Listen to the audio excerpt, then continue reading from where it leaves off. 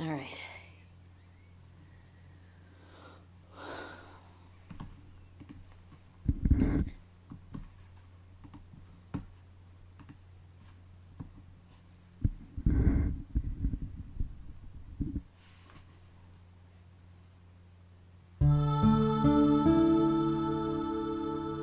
It all began with a notebook my mother handed me. She told me she found it while cleaning out the closet.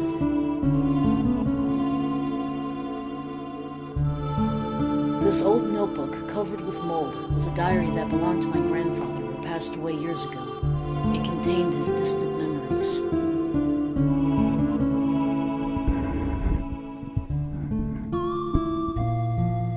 I wonder if you still remember how we first met and our many adventures. It all seemed like a dream. We ran like the wind during those warm summer days, long ago. You were a piece of a star that fell from the sky.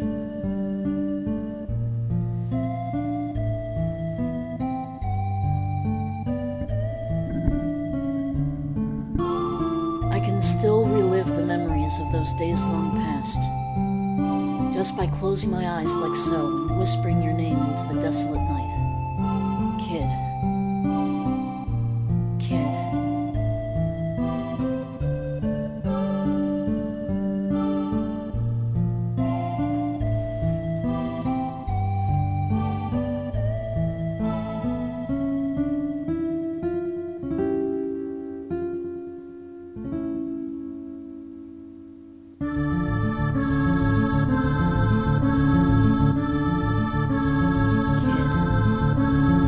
Hey, kid.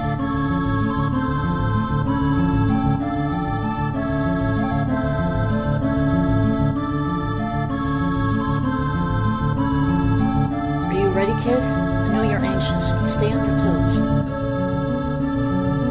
Yeah, she has an accent, but I can't really do that. Yeah, likewise. Oh, shit. I didn't expect it to disappear on its own like that.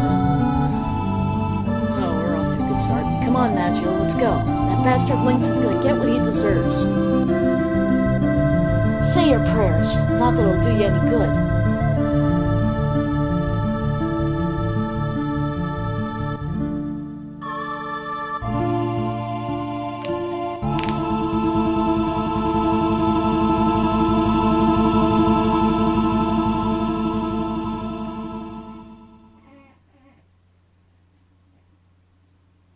Yay, Radical Dreamers.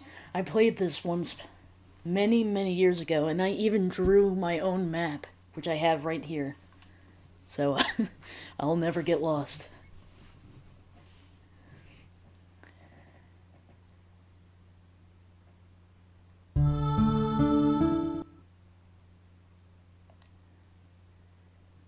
Ooh. Alright, let's see.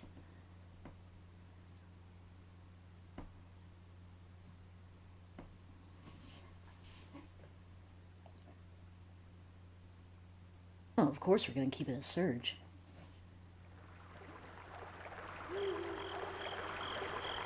The old lady's tip-off was right on the money. The counterspell and the barrier around the outer walls could have done a real number on us.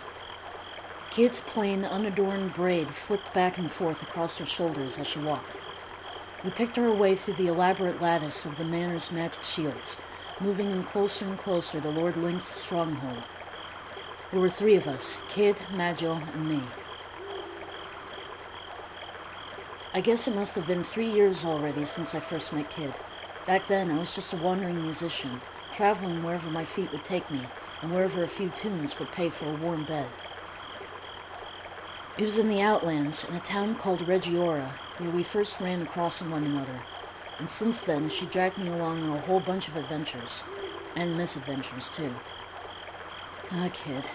She was a thief. And not just any thief, just a few months shy of 17, and already renowned as one of the realm's greatest. What's more, she was achingly beautiful, stylish, a joy to be around, and a dab hand at campsite cooking, or so she liked to claim. The truth was a little different. Those bandits with hearts of gold you've heard about in stories, the ones who steal from the rich to give to the poor, yeah, that wasn't Kid's style. She was short-tempered, prone to lying, bossy, and obsessed with money. And rarely did she care to listen to a single word anyone said to her. But she wasn't all bad. Probably. Maybe. Sometimes. She had her moments anyway. I glanced over my shoulder to see a shadow hovering behind us, blending into the darkness like smoke. Magil. Also known as Magil the Shade. He was Kid's partner, but even after 3 years I still knew hardly anything about him. All I knew was that he was around 30 years old, and not much of a talker, but he was one heck of a mage. I heard that he and Kid had started working together way before I met her. He always covered the top half of his face with a mask, but I'd never seen what he looked like underneath. He was a man so mysterious that it sometimes seemed like he was an interloper from another world. It wasn't like Kid was exactly big on details about her past, but Magil might as well not have had one. And Kid didn't seem to know much about her partner in crime either. What kind of man he was, what kind of life he lived before, nothing. Might ask how exactly I wound up being a part of this merry band. Well, it's complicated. I guess you could say that life doesn't always turn out the way you think it will. Kid, who was heading up our little raiding party, suddenly stopped dead. "Look lively, boys. We've got company." We glanced around warily as cold, cruel eyes emerged from the darkness. I heard a low growl. Dark shadows prowled through the night surrounding us. A pack of wild cats. There must have been about 10 of them. A thrill of fear ran down my spine. Flustered, I pulled my knife from my belt. Kid calmly shifted into a fighting stance. "Watch yourselves. I don't reckon these buggers have been treated for rabies." The wildcats snarled and growled as they slowly closed in on us, drawing the noose tighter and tighter. Their eyes glinted in the darkness like fireflies, and strings of eager spittle dripped wetly to the ground. Then one of them sent an almighty roar soaring to the moon, and the hunt was on. What was I going to do? I attacked. I slashed at a nearby wildcat with my knife. These tried to leap clear, but I was already too close. I felt the blatant contact, and was rewarded with a screech of pain. The wildcat jumped away this time, managing to put some space between us. It looked like I had cut it very deeply. I stood my ground, changed my grip on the knife, and waited for another chance to attack. "Surge, behind you!" Panicked by Kid's warning, I whirled wildly around, came face to face with a pair of eyes blazing like hellfire. I guess I attack again. The wildcat was coming right at me. My reflex, I ducked, its attack sweeping through the air directly over my head. I felt its hot breath on my cheek as it flew by me. At the same time, I thrust my knife upward, plunging it into the beast's skull. With a horrible cry of agony, the wildcat crashed face first into the ground. I lost my balance in the chaos and fell down on the feet as well. I rolled over and was only just able to stagger back to my feet before readying myself for my next opponent.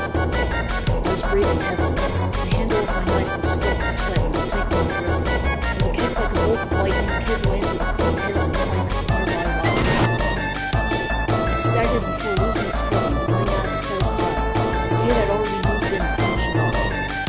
And then, a roar of fire. Burning snow filled the nostrils, and next to me, a shrill screech pierced the air. Magil's fire skull engulfed the head of a nearby wildcat and fled, darting off into the darkness like an arrow.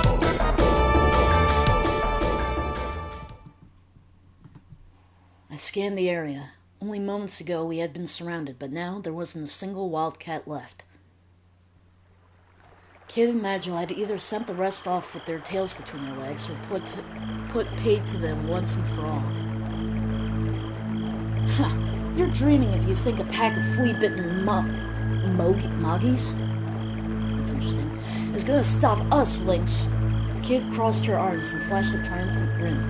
Meanwhile, I was panting heavily, and it felt like my legs were about to give out from under me. I collapsed to my knees, overwhelmed by what I'd just been through.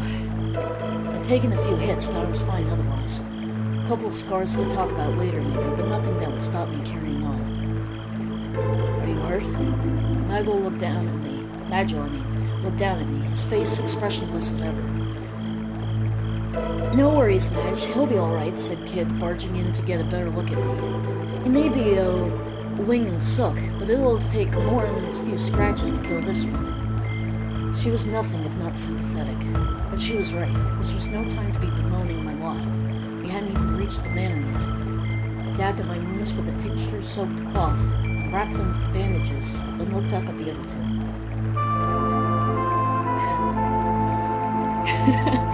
Carry on without me. We're just getting started. I grinned back, putting a brave face on things. That's what I like to hear, Kid cheerily announced from close quarters. But then her eyes turned cold, like the cool glow of the moonlit sky. It's gonna be a long night. I nodded, trying my hardest not to utterly lose myself in her pale blue eyes. Alright, let's get the show back on the road. She turned away and marched off deeper into the trees without looking behind to see if me and Magil were following her. Magil, of course, was already right behind her, his unhurried gait making it seem as though nothing much had happened at all. I jumped back up to my feet to chase after them. I'd be in for even more trouble than I bargained for if I got separated from them.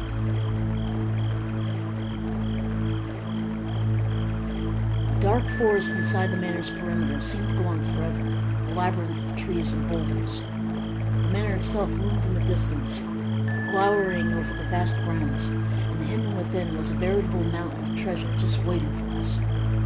Lord Lynx was the noble who ruled the remote territory of Regiora.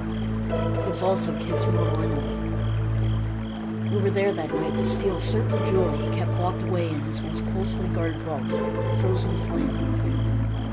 The Frozen Flame was veiled in mystery, and was said to be imbued with an uncanny energy, and possessed of a beauty and clarity that made it a priceless treasure. Countless thieves had tried to steal it, and not one of them had come close to succeeding. Nor had any of them escaped the manor alive. And now it was our turn to try and sneak into this place of death, led by a girl who had the ambition to make the impossible possible, a hunger for vengeance that drove her onward, and a desire for riches that could never be satisfied. As we pressed on through the tree-filled darkness, the shadows gave way at last, revealing the true extent of the vast mansion.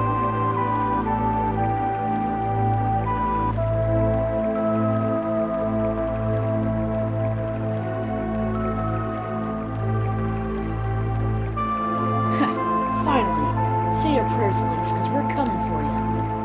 Keeping to the overgrowth and the shadows of the trees, we made our way around the manor walls in search for means of entry.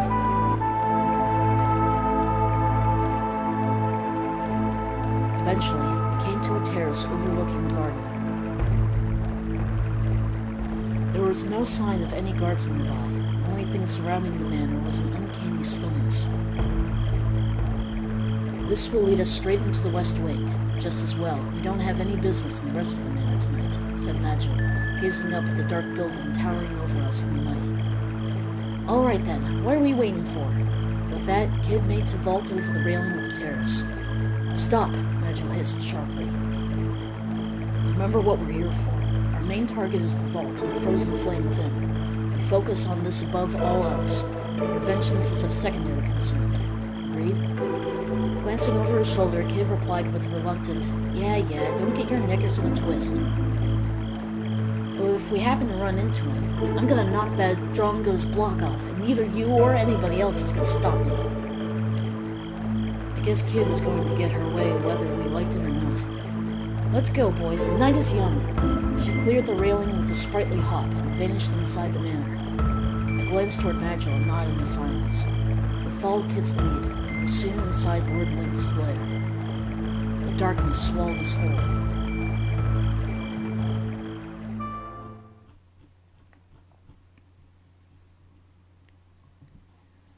A corridor stretched off to the left and right from the terrace. It seemed equally dark and chilly in both directions. Let's see. I think I want to go left.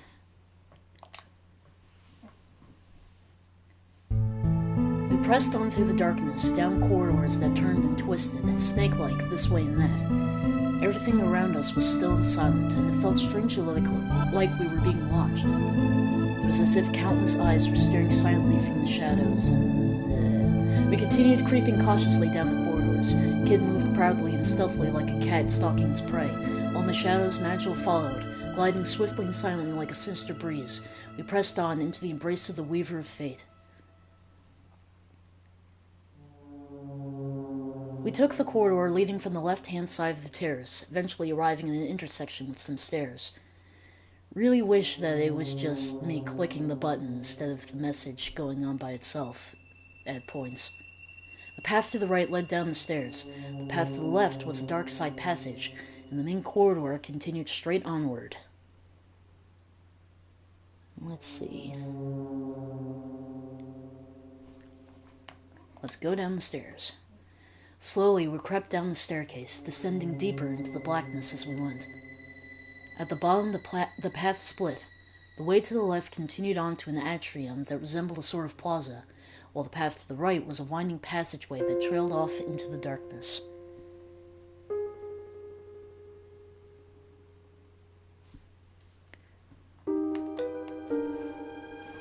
We went down the stairs, then took the passage to our right. Eventually, we came across an ornate door on the right-hand side. Something smelled fresh and pleasant. Flowers? Was it coming from inside?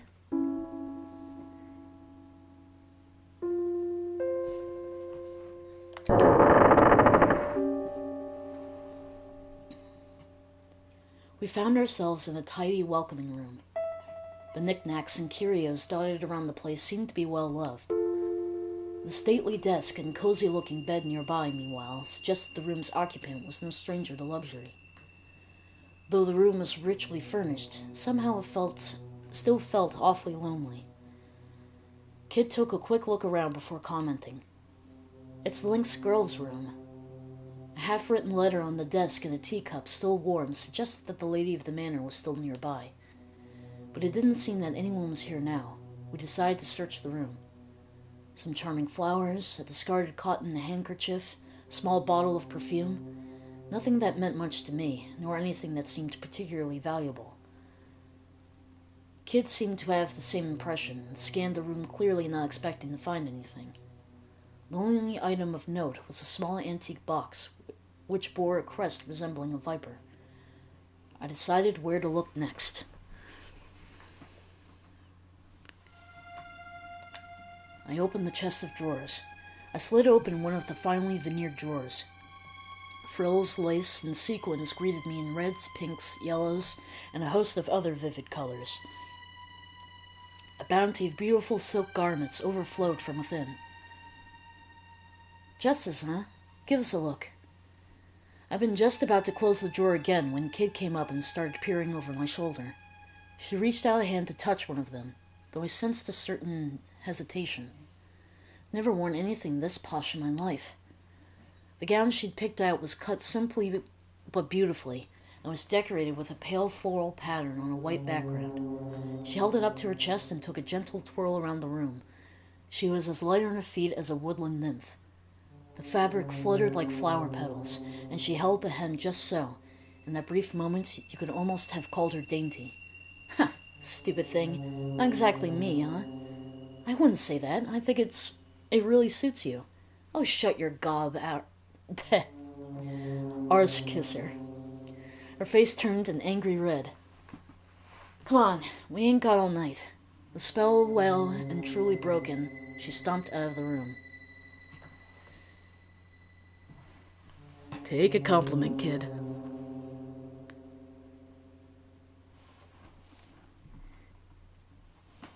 The passage outside the room continued to our left and right.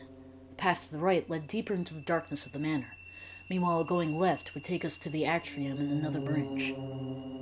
We are going to the right.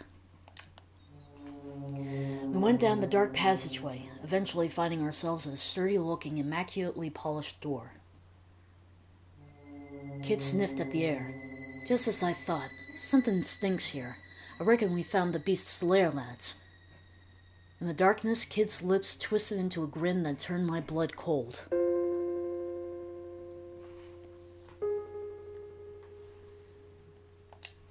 Kid opened the door and slipped inside.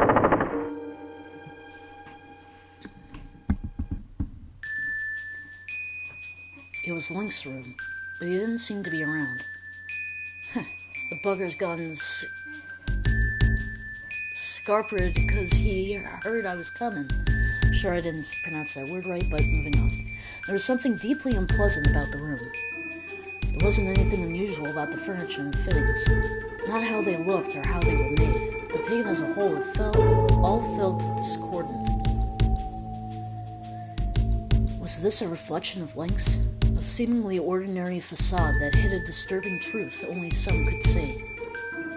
Let's see what we can find. The desk drawers, the paintings on the wall, the vase on top of the side table, they left no stone unturned. There didn't seem to be anything suspicious, but as I scanned the room, something unusual caught my eye. There was a pedestal in one corner with significant-looking scarlet cloth drawn over it. I slowly raised my hand toward it. "Be careful what you touch in here," warned Banjo. I pulled my hand back timidly. But then the cloth flipped back with a flutter without me having laid a finger on it. "Did that thing just move by itself?" exclaimed the kid, her eyes wide open with surprise. Gripped by curiosity, we moved in to see what it had been hiding. It was a large antique mirror of an elaborately decorated style I'd seen before. It wasn't the kind of thing that would normally seem out of place in an old manor like this. And yet... "Wait, something ain't right," said the kid. Meanwhile, I was captivated by the gaze of the statue of Venus reflected in the mirror. Suddenly, the eyes of the statue shone with light. "What is your desire?" It spoke with a voice that was crystal clear, yet smoky and husky. The mirror, it's speaking," I stammered. "Ah, a whispering mirror," muttered Banjo, as if he'd seen them 1,000 times before. "What's one of those?" Kid gave Banjo a quizzical glance. "A magical mirror in which a spirit dwells. The spirit can freely move between its own and other mirrors, and will share its wisdom with those who ask. Perhaps we should ask it something." I decided to ask it about something that had been on my mind for some time.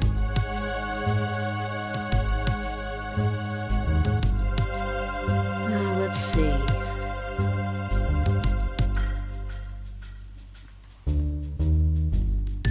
I guess I'll ask about Kid. I want to know about Kid's past. Now, if you want to leave this place alive, you bloody don't. Kid's face turned red with anger. "Your wish is my command," responded the mirror, ignoring Kid, who had grabbed me by the collar and was complaining vociferously. The image in the mirror rippled, and the reflection of the statue shook. And then the mirror's surface grew dark. The blackness gave way to a scene in Regiora. Shadowy figures appeared one by one. There was a young woman surrounded by several children. They were all dirty, their clothes ragged and worn, but they all laughed as they played together. Then the scene was drowned in flames, and a troop of armed men appeared. The men dragged the woman away, and the children vanished one by one into the inferno. The focus shifted to one of the children, a girl. She was standing with her back to the flames, her tears leaving tracks through the soot on her face as she howled at the night sky. The girl's right eye was narrow like a cat's. "Stop it!" Kid screamed. The image in the mirror grew faint. The Kid stared at the ground, her hands balled into tight fists. The room was dominated by silence. Worried about her, I broke the silence. "Kid, I'm sorry, I'm leaving." She spun on her heel and made for the door. "Wait!" I cried and sheepishly darted after her.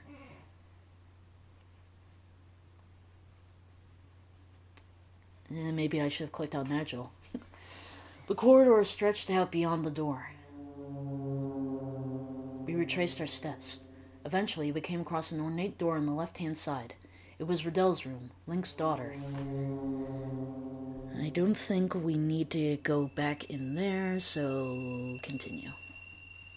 We continued down the corridor until we reached an intersection. There was a left turn in the corridor leading to some stairs going upward. The corridor also continued straight on toward the entrance to a large plaza-like atrium.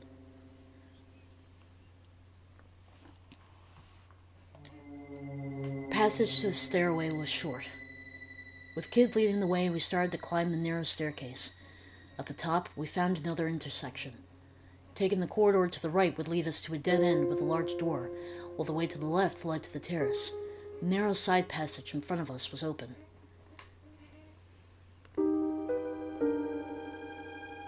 Okay.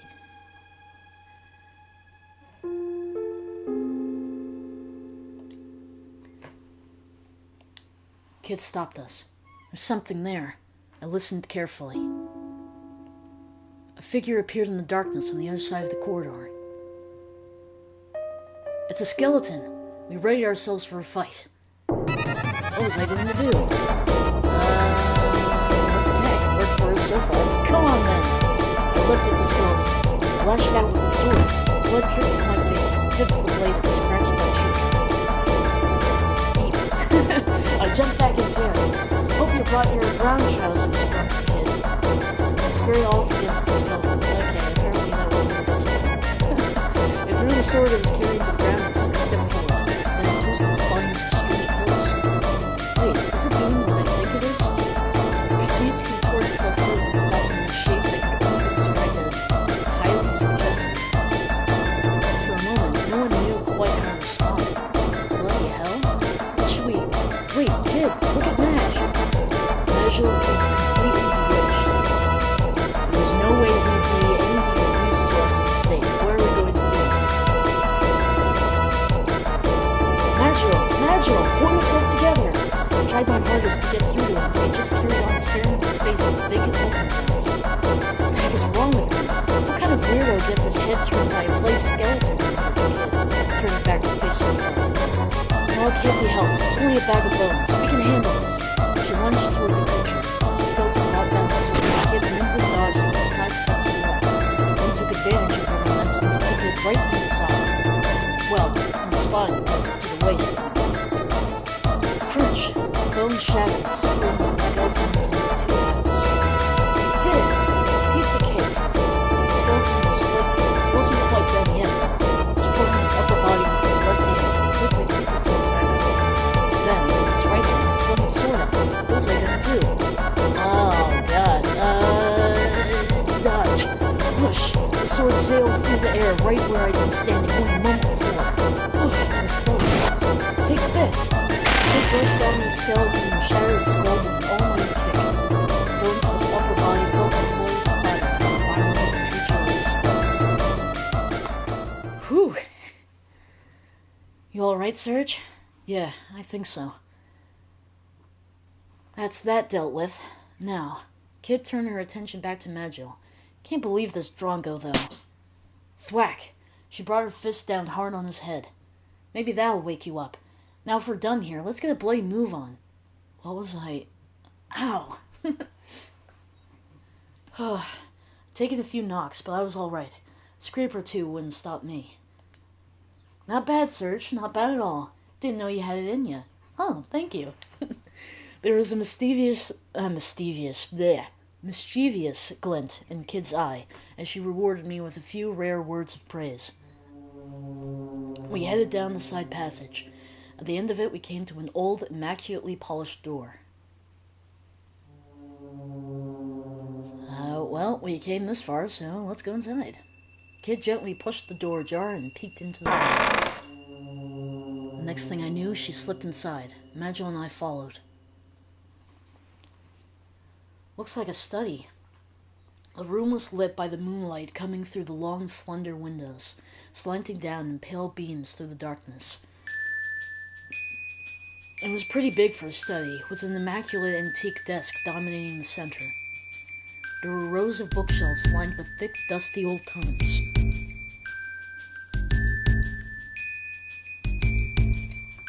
The wall to the rear of the room was decorated with paintings, and shelves of vases and painted plates stood before it. They all seemed to be curios from foreign lands.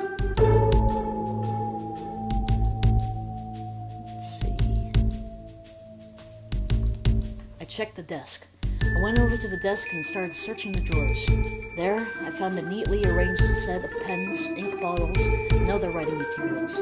Nothing of interest, in other words. A small portrait on the desk caught my eye. It was a picture of a young girl with a gentle smile on her lips.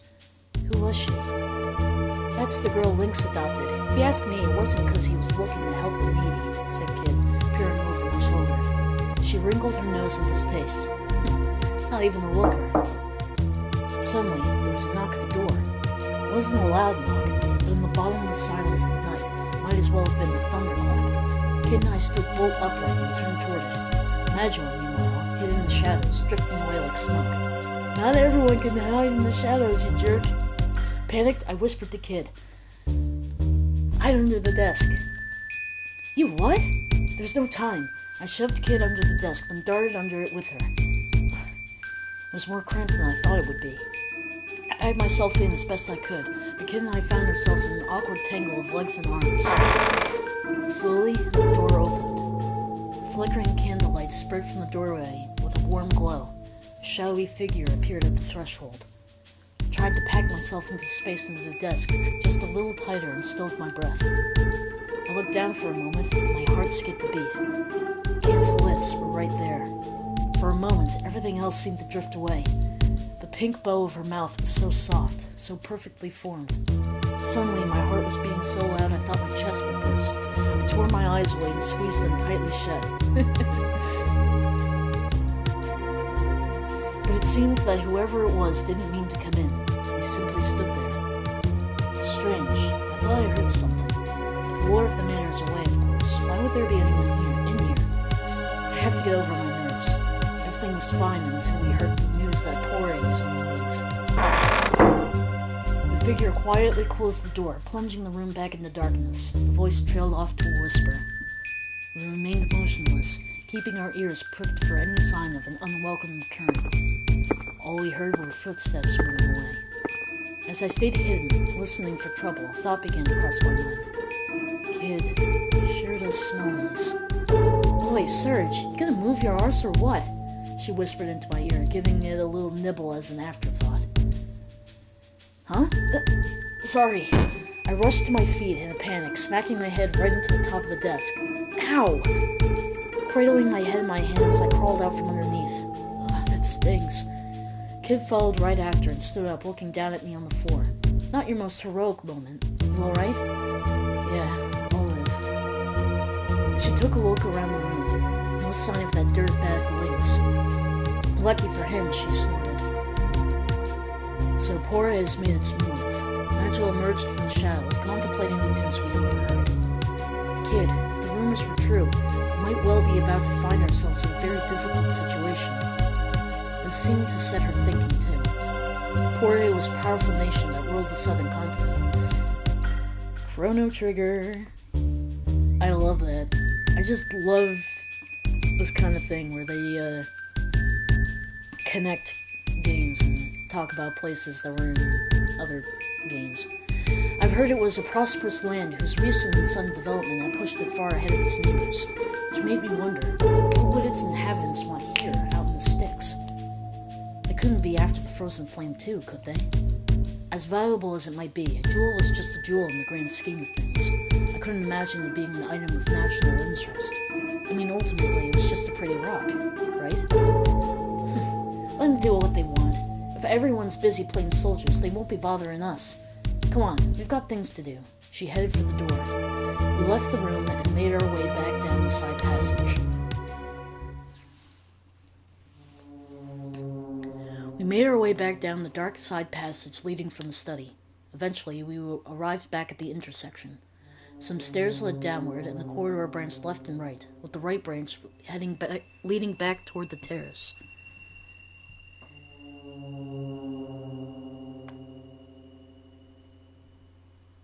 Okay, let's see.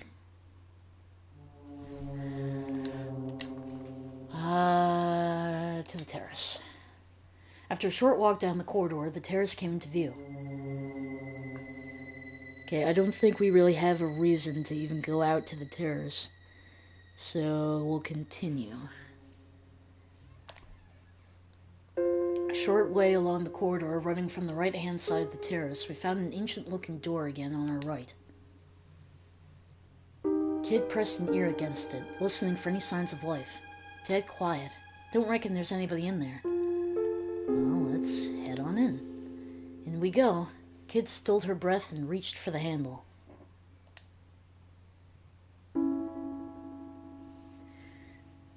The door wasn't locked. It swung slowly open. What's this room supposed to be? The place is a dump. Kid poked her head in through the door, taking a quick peek to see if there was anyone inside, and was disappointed by what she found.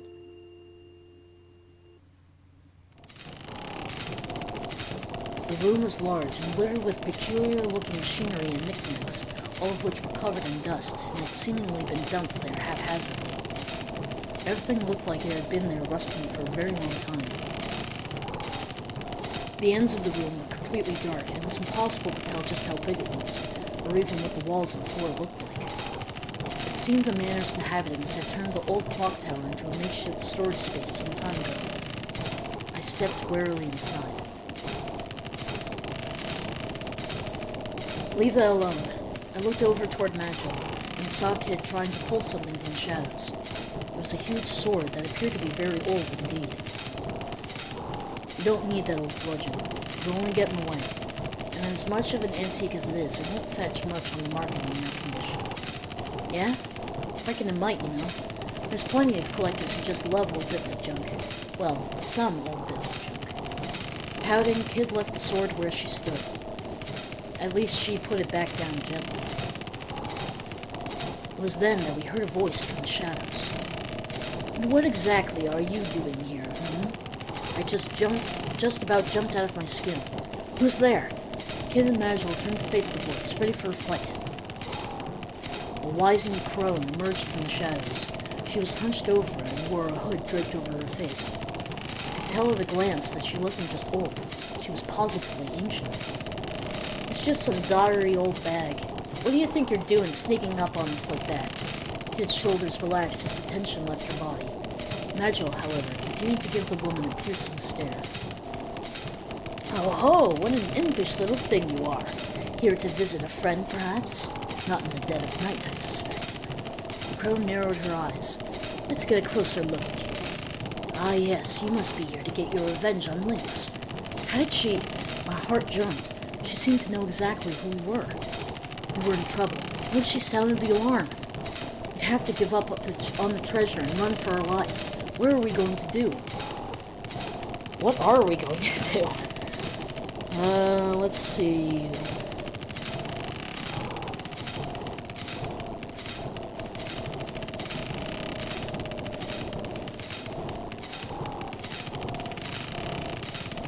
Okay.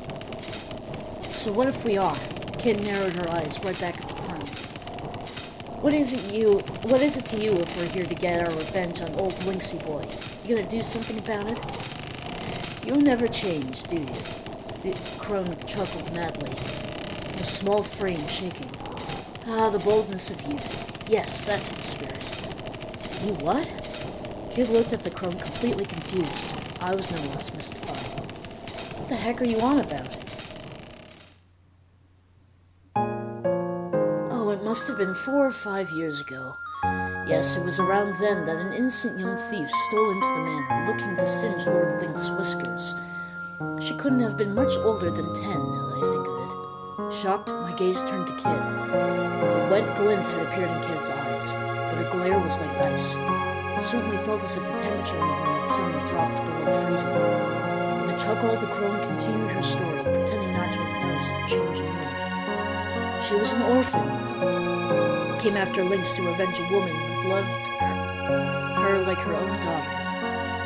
But all the vengefulness in the world couldn't change the fact that she was only a little girl. She was no match for Lynx's men, sadly, and they quickly captured her. Lynx is the kind of man who one would fear to have for an ally, never mind a foe. Had it not been for the timely assistance of a friend of hers, the girl would have certainly been executed. The way the people of the manor told it, the very shadows pitied the girl, and rushed in to spirit her away. I wonder how much of the tale could be true.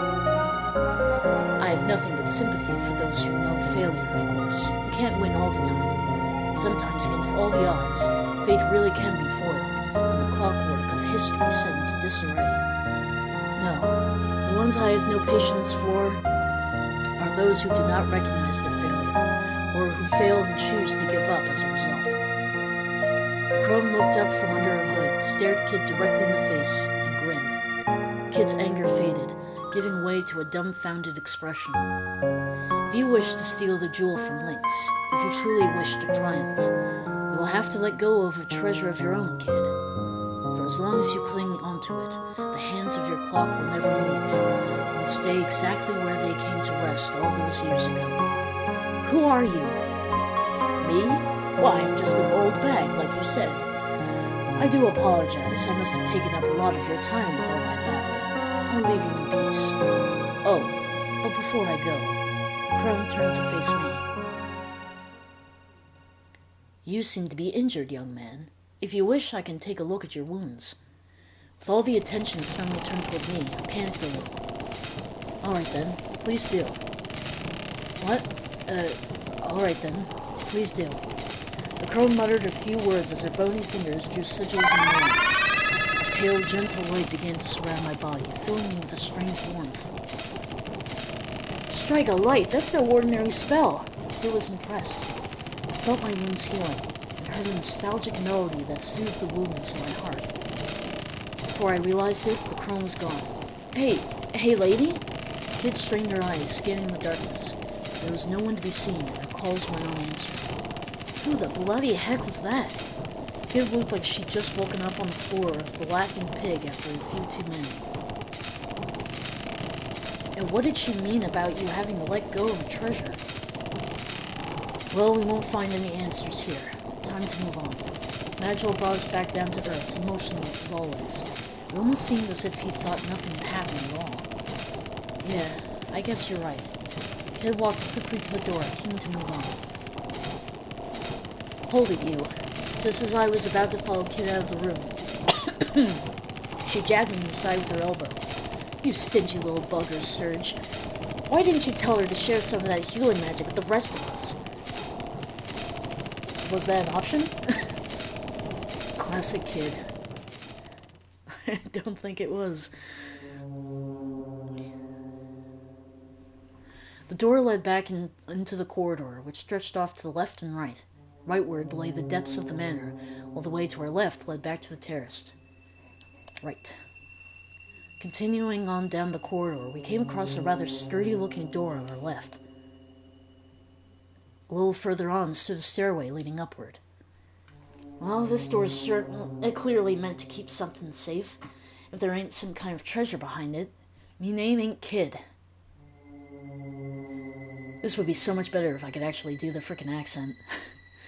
Yep, that's the smell of cold hard cash, all right. She muttered to herself as she began to inspect the door more closely. Do I want to go into this door?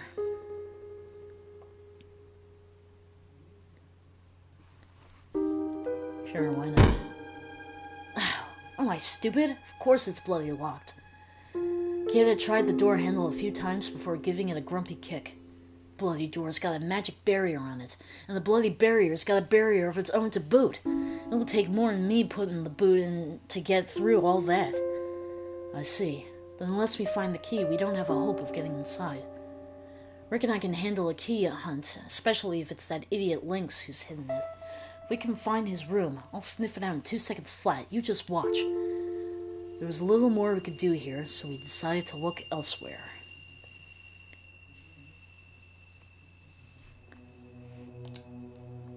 The corridor ended at the foot of some stairs. With Kid in the lead, we headed upwards. It was dark and the stairwell was narrow. We watched our footing carefully as we climbed. The stone of the steps was smooth. Blech. The stone of the steps was worn smooth with age, and I lost count of how many there were as we spiraled onward and upward. The awful sense of foreboding haunted me. I had no idea why, but it felt as though we were marching to the gallows. When we arrived at the top of the stairs, we were greeted by an old heavy door looming in the silence. All was deathly silent, and the still, clammy air added to the sense of ominous apprehension. Something's very wrong here, I muttered without thinking. I hear cursed whispers from beyond the door, Nigel added, doing nothing to lift the mood. Ah, grow up, will ya? Kid shot back at us derisively. She was already examining the door. Well, it ain't locked, and I don't hear anyone inside. All right, here goes. Kid tried the handle. The door opened, and with a slow, heavy swing, revealed what lay beyond.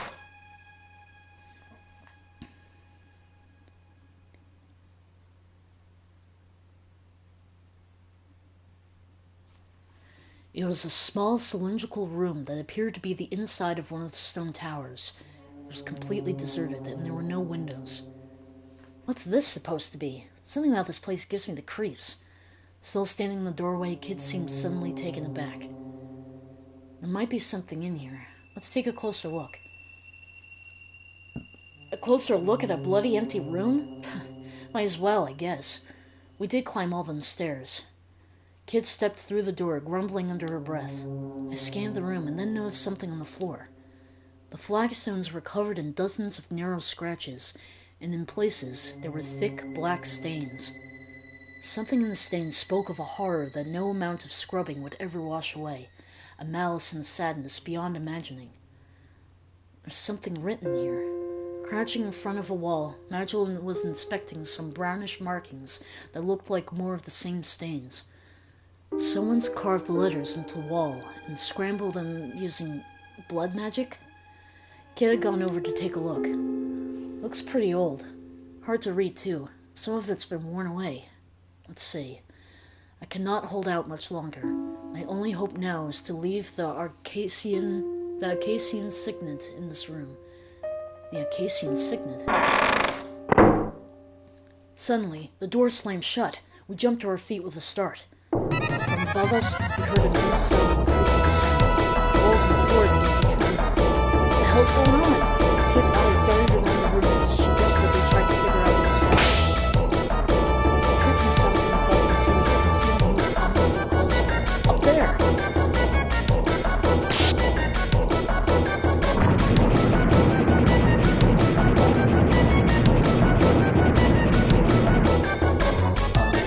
We've walked right into a bloody trap! Kid bit her lip.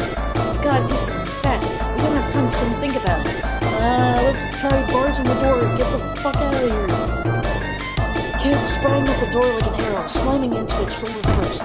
It was far too heavy, and the light frame bounced right off it. Oh god. Please tell me that I'm not gonna die here. Damn it! Nigel raced toward the door like the wind, smashing into it with a ferocious force. It made a creaking sound, shook from the impact, and stood firm. Desperately, I hurled myself at it too.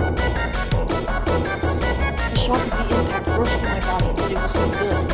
Meanwhile, the rusty creaking from above continued, as did the ceiling's inexorable journey downward. To make matters worse, countless blades were popping up. Surge, Nigel, this is gonna take the three of us. Timing our blows, we all charged the door at once. Once, twice, a third time. Then the door was open, and we were collapsed in a heap in the corridor outside. Oh, good.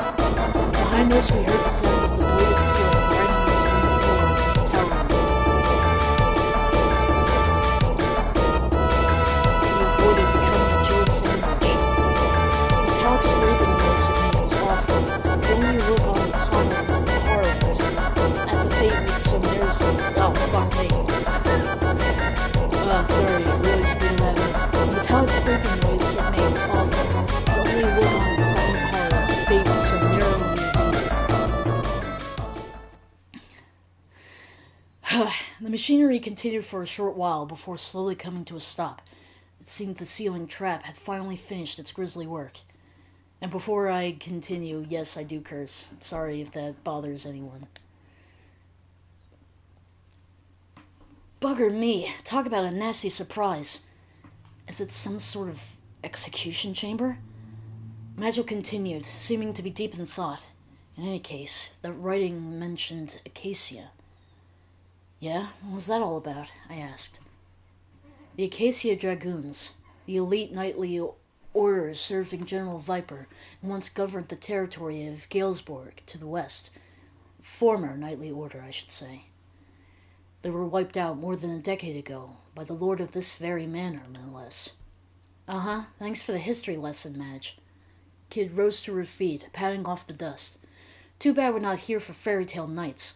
Come on, we've got a lot more exploring left to do. Magil shrugged silently, and we headed back to the stairs. Whew. With Kid in the lead, we headed downstairs. We went down the stairs and continued straight ahead, eventually coming across a sturdy-looking door on our right, which is the treasure vault, right? Corridor continued further on back toward the terrace. Okay, so we continue then. Suddenly, the darkness felt a quick. Something like a quick haze flew in the air in front of us. Then it took form, like someone blowing smoke into a crescent-shaped body. It was robed in a ragged shroud, and its second eyes glinted menacing. It was the burning hatred that lingers even after death given form, being driven by a hatred for all living beings. Ghost! That's us out. Kid bit her lip. There wasn't anything she or I could do to deal with an enemy that had no physical body. A voice boomed out behind me, gradually getting past the spark.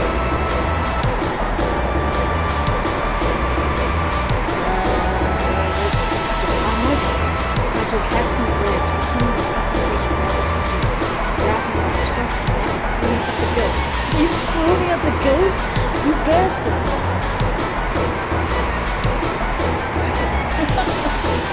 I emitted a stunted scream of horror that I'll probably never be able to repeat again. I tried to brace myself before I crashed face first into the wall. What did you throw me? For the impact I was expecting me to pay, I pulled the ghost, where its face seemed pretty. It had more substance than the rest of it, and I didn't just slip through it like I thought. I used to, like I was stuck in some kind of groove. God, it was disgusting. More disgusting than anything I'd ever known. It was impossible to hold. It felt like it was draining all the heat right out of my blood. It was doing my white face and suffering. Why did you throw me? I struggled to break free, but I could find no purchase in the holy ectoplasm. The coldness became more and more intense. It seemed I didn't even know what cold meant anymore. It was convicting me. I was consumed by despair. Then there was a certain heat in the muscles of my neck in the place where magnetic gravity was getting me fluid.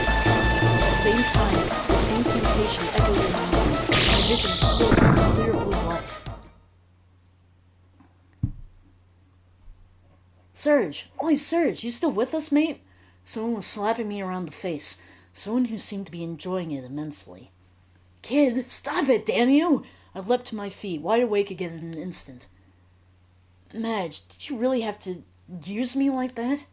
When dealing with foes who attack the mind, it is simplest to lure them in with bait, then use their intended prey's consciousness as a conduit in order to make an assault from the astral plane. A direct magical attack would have meant a lengthy battle, a far less elegant solution, he replied without a trace of guilt. You bastard. All right, let's keep moving. Kid gave the order to continue, seemingly completely oblivious to my brush with death. Wow, I really thought I was going to, die right there and have to start all the way over. I was doing great. I felt like nothing could stop me. Maybe you ain't such a drongo after all. Just goes to show, any old weirdo can make something of themselves if they put their mind to it. Kid's eyes glinted with mischief.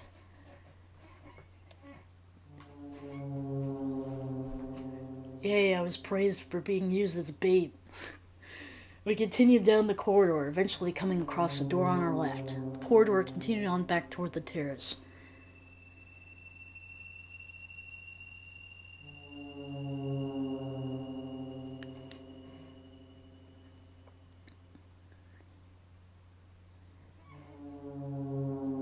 Okay, that's the clock tower storage, so continue.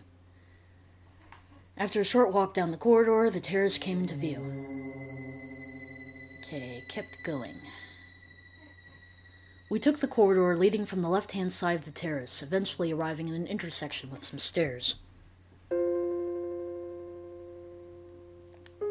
The path to the right led down the stairs, the path to the left was a dark side passage, and the main corridor continued straight onward.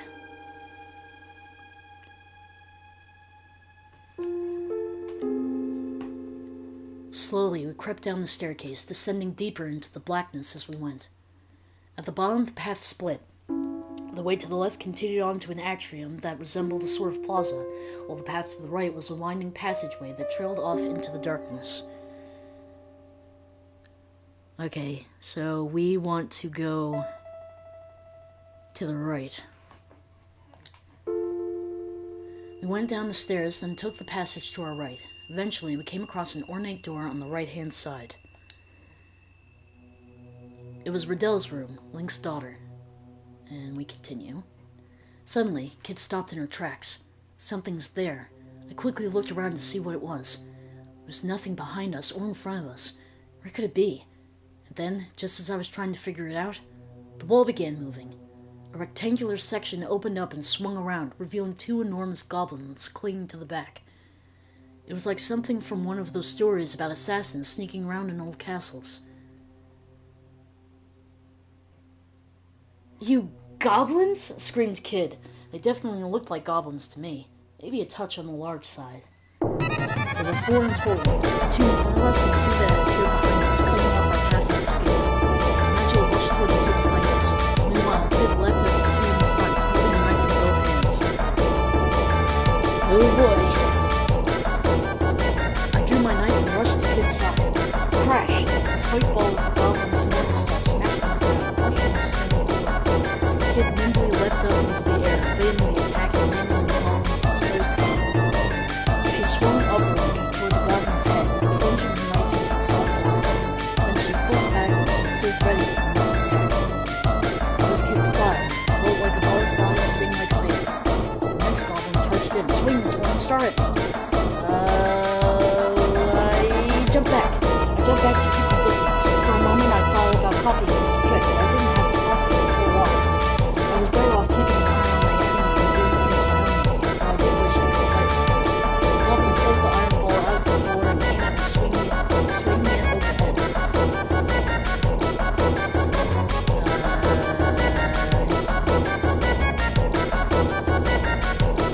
That one. I deflected the goblin's driving strike up to the ceiling, and aimed an almighty blow in its face with my foot. The momentum unbroken, I turned full circle in the air and landed perfectly back on my feet, immediately moving into thrust my dagger deep into his chest. Shunk! The blade sank up to the hilt. What the hell? I leapt backward, trying to put some space between us. That's the only option left. The goblin grabbed me by the scruff of the neck and threw me bodily across the room. Ah, crap. I slammed into the wall and slid unceremoniously to the floor, the wind completely knocked out of me. I was still gasping for air when the creature's enormous form crashed unexpectedly into the ground side. Well, if you were going to do that, why didn't you do it sooner? I fought through the pain. I thanked Nigel for his timely intervention. Struth, you're a gutless wonder, Serge, grumbled the Kid. Business as usual, I resumed it. Sometimes I really did despair. It would have hurt her to offer a "you hurt mate" just once in a while, if only to mix things up a bit. I'm a grown man, you know, I have feelings. But as ever, I said it only to myself, trying to tell her that for real. Over the swift route to the really great romance. So I let her words wash over me and did my best to stay strong. Wait a second. What's that? There was a leather bag on the ground, containing a sparkling gem. Now we're talking. Kid's face lit up with joy. Nice find, Serge. What a beaut. Kid snatched it away, leaving me to settle for the compliment. I was doing great. I felt like nothing could stop me. Oh, okay. It didn't seem that way after what just happened. Seems that we're doing well. Not bad, Serge. Not bad at all. Didn't know you had it in you. There was a mischievous glint in Kit's eye as she rewarded me with a few rare words of praise. We went down the dark passageway, eventually finding ourselves at a sturdy-looking, immaculately polished door. Which is Link's room. It was Link's room. Kit's eyes lit up, gleaming in the darkness with savage anticipation. Well, clearly we should turn back. Kid opened the door and slipped inside.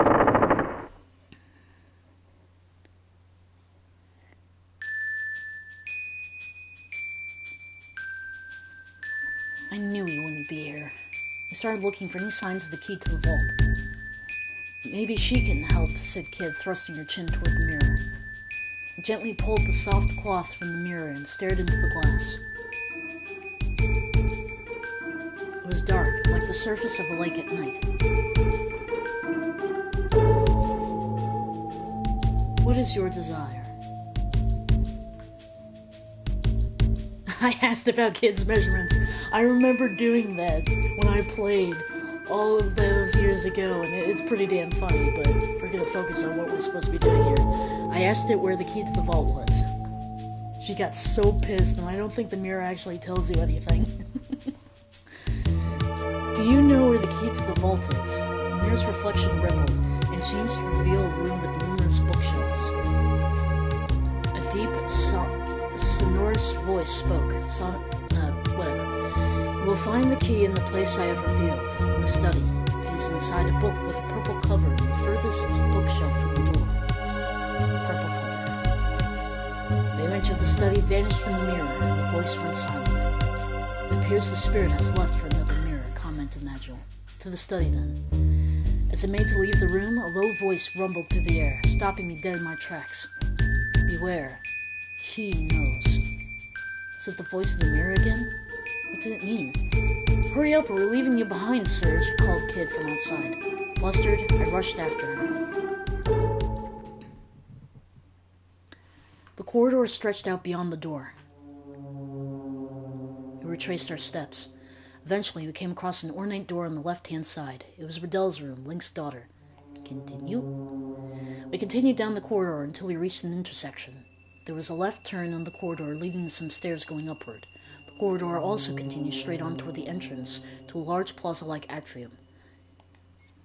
The passage to the stairway was short. With Kid leading the way, we started to climb the narrow staircase. At the top, we found another intersection. Taking the corridor to the right would lead us to a dead end with a large door. All the way to the left led to the terrace.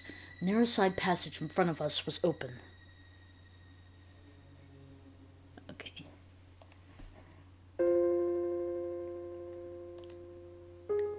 We headed down the side passage. At the end of it, we came to an old, immaculately polished door. This was the study.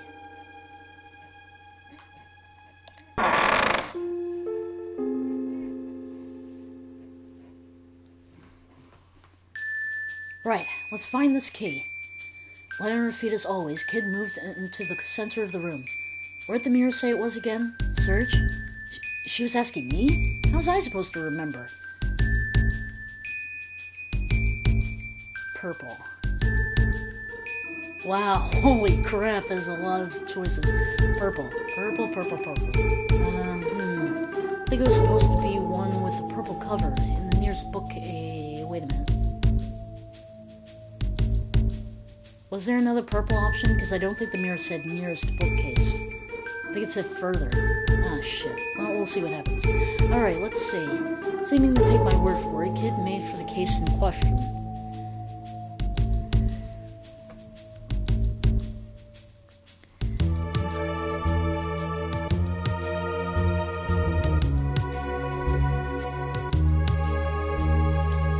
Right, this is the one.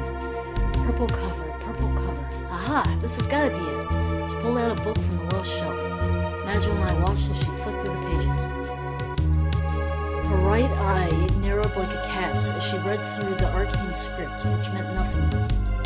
Let's see here. Oh god, I think I clicked on the wrong book. The stricken yeah. I forget if it's epic or epoch. Whatever, was flung into stasis, making an emergency jump without deploying phase shift. Major engine damage. Output is at 30% of operating norms. 6 charges remaining in the anti-particle cannon. Shields effective in 16 sectors. L-spin response to the starboard stern. Enemy vessel incoming. Godot, hurry with the awakening. Skirmishers, make ready for our last stand. What the hell is this? It's got nothing to do with what we're looking for. Is this another one of your stupid jokes, Serge? I'm sorry. I just saw the purple cover. As if I could have predicted what the book said.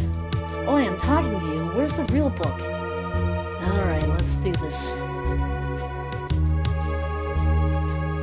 Yeah, there was another option. Oh, that was dumb of me. That one. I think it was supposed to be one with a purple cover in the furthest bookcase. Alright, let's see. Seeming to take my word for it, Kid made for the case in question. Alright, this is the one. Purple cover, purple cover. Aha, this has gotta be it. Kid pulled out a book from the bottom shelf. Magil and I watched as she opened it. Pages were hauled out, and hidden inside was an old key decorated with strange symbols. Nailed it! Nice one, Serge. I would have nailed it the first time if I had paid attention to the huge list of options. The kid snatched the key from inside of the book. Right, time to finally get a look at this treasure. Having got what we came for, we left the study.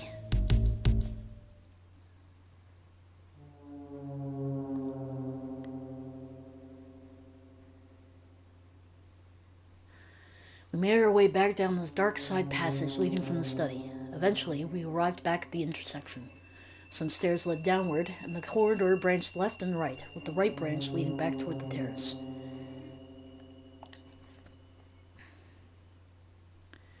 After a short walk down the corridor, the terrace came into view. A short way along the corridor, running from the right-hand side of the terrace, we found an ancient-looking door again on our right. It looked like this was the way into the clock tower. We returned to creeping down the darkened hallways as silently as we could. Continuing on down the corridor, we came across a rather sturdy-looking door on our left. A little further on stood a stairway leading upward. Well, this door is clearly meant to keep something safe. If there ain't some kind of treasure behind it, Oh, she's saying this again? Why are you repeating yourself? We know this is the treasure vault. Go inside, you silly person. This should do it. Kid slipped the key we'd found into the lock. Lines of magical light flashed across the surface of the door and vanished as various magical barriers were dispelled. Up, down, left, right, blue, red, green, every color under the sun. And then all was quiet, and the darkness of the manor returned. Right, we're in.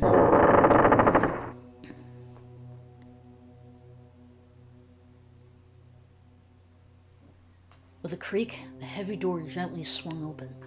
As soon as I saw what was inside, I gave a gasp. Hold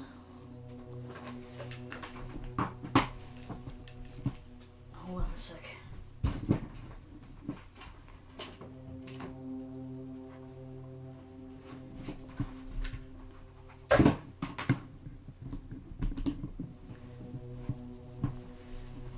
Okay. Kid stepped inside. Whoa, we've hit the mother lode! Out of the darkness loomed a veritable mountain of gold, silver, priceless works of art, and exquisite trinkets. Kid looked as if she were on the verge of drooling at the sight of it all, but what thief wouldn't have been? After all, this was the kind of hoard that few people would ever come across in their lifetime. The smallest fraction of this vast mound of riches would have seen even the most careless spendthrift The smallest fraction of this vast mound of riches would have seen even the most careless spendthrift set for life. Our goal is the frozen flame. Ignore the rest. Magil spoke with an icy dedication to our mission. He had not even batted an eyelid at the sight that greeted us. Yeah, I know. She was disappointed, of course, but she soon set about scanning the room for the object of our hunt. Wait, is that it? Look, on the pedestal over there. I turned to see what Kay was pointing at.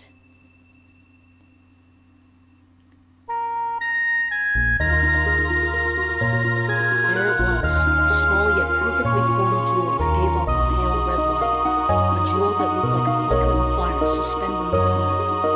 The frozen flame. Silently, Magil walked toward the pedestal. I called out.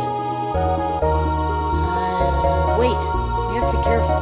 You're right, this is Lynx we're dealing with after all. Very well be trapped. We should be on our guard. We need to be quick about this, but fine, have it your way, going with Kay, looking away. Magil examined the pedestal for a short while, then paused. Wise to be cautious. Placing his left hand on the base of the pedestal, he muttered an incantation, drawing quick sigils in the air with his right hand. Some glyphs appeared on its smooth surface, and for a moment blazed brightly. There, now we can proceed. Magil calmly reached out and grabbed hold of the red jewel. Dun-da-da-da! Surge and friends obtained the frozen flame.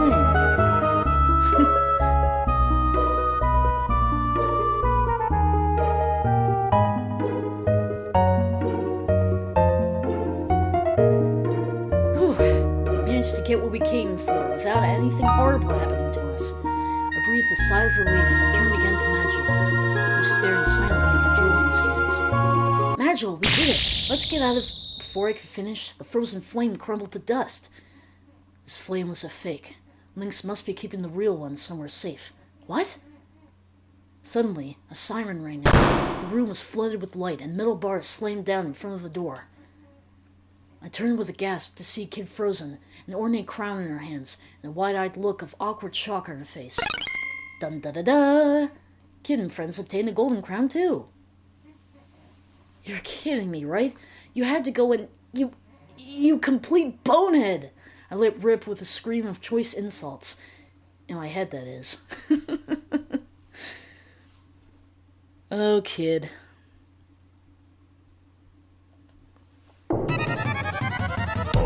Todd parrots in the four corners of the room suddenly came to life, clapping their wings and screeching.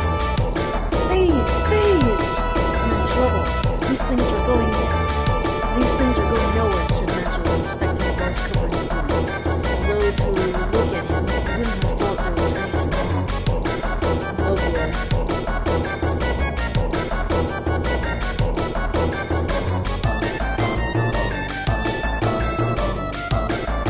Which way? Which way?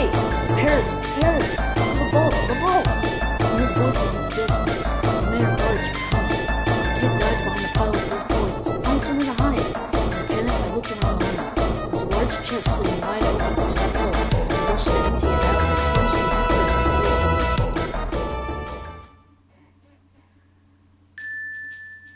it. Captain! Captain! There's no sign of anyone in there. No sign. Strange. Peculiar. No one has ever escaped before. None have ever fled the mousetrap's clutches. None. I gently pushed up the lid of the chest and peeked through the gap. There were 5 goblins wearing suits of armor unlocking the gate and about to make their way inside. One of the goblins looked around the room, jerking his neck as he peered into the shadows. Captain, what if it actually was a mouse this time? Chef was grumbling about mouses the other day, Captain. Mouse? A rodent? A rat? Would a teeny tiny thing like that really have sprung the trap? Replied a stocky, plump-looking goblin, who must have been the captain. He didn't seem convinced. That was when I heard a strange but oddly familiar sound from a corner of the room. Squeak! Squeak! It was coming from where Kid was hiding. Startled, the troop of goblins stopped and looked at each other. For a moment, none of them spoke. Eventually, the goblin captain rubbed his chin through his jowls and offered his thoughts. Mouses. I'm sure Chef was complaining about cats. Meow. That voice again.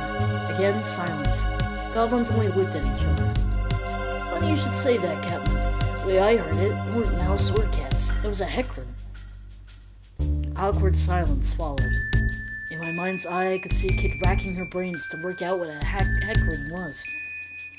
I smell a rat, by which I mean a thief.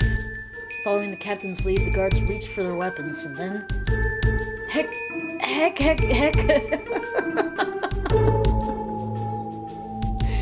Oh boy. Heck, ran, heckaran. Listen, it really is a heckaran by heck. That proves it. The goblin guards grinned and nodded to each other. Cheeky little devil, surprised me there. It was good to have your boys. The goblins filled out of the... I can't believe that worked. The goblins filed out of the vault, breathed a sigh of relief. Oh, it didn't. And then they came charging back in again with a mighty roar. There was no such thing as heckrans. What? You sneaky little buggers, roared Kid, leaping out from behind the pile of gold coins. Oh, that's fantastic.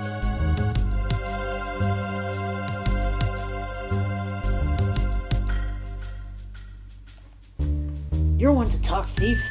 Brandishing their weapons menacingly, the goblins moved slowly forward, forcing Kid into a corner. I quietly eased open the lid of the coffer and slipped out. Can't leave you anywhere, can I? Muttered to myself. I knew Kid could handle herself, but I didn't fancy her odds against the whole troop of heavily armed goblins. For a moment, I wasn't sure what to do, but then I made up my mind. I had to save Kid. Right, I had to save Kid. There was no way I was going to abandon a friend in need. Even if it meant facing off against a group of 5 goblin guards, I'd find a way to come out on top. I hoped. I drew the knife from my belt and leapt into the middle of the room. Hey, snot for brainses, over here!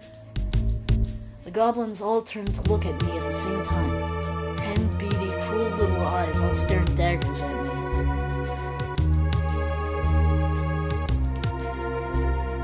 Fool! In a hurry to die, are we? I gulped and wondered if making a run for it might have been a better play of action after all. Humans are so stupid! The goblin captain chuckled and licked his teeth. Yep, this one's got a death wish, all right. Why else would he be so stupid as to come after Lord Link's treasure? That's a first, being called dumb by a bloody goblin. Try acting tough when you're crying to your mom later on. Judging by Kid's response, she wasn't feeling massively threatened. And you tell her it was Kid who kicked your teeth in. So you're Kid, are you? Sneaky little, slippery little thief who we've heard so much about. The goblin narrowed his eyes. Lord Lynx will be thanking me from now until my retirement when I bring your head on a silver platter. The goblin captain pulled his morning star from his waist and started swinging. You don't know who you're messing with. We ain't no ordinary goblins, sweetheart. We're Lord Link's elite guard. The goblins that gobbled other goblins. That's right, the Gob Squad. I'll quit shooting your mouth off and let me stick a boot in it. With that, Kid launched into a lightning-fast spinning kick. Her boot connected with the side of the goblin's head with a crack, sending the creature tumbling to the ground. Get him, lads! The boy looks scrawny. Start with him. The goblin captain spun the heavy metal ball with his morning star in the air. Glorious Gob Strike! Aye, aye!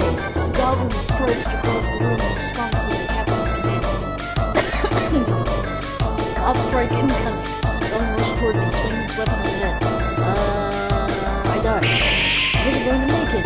The star swept sideways through the air. I twisted my body to evade it, only for my torso to erupt in pain. Shit, damn it.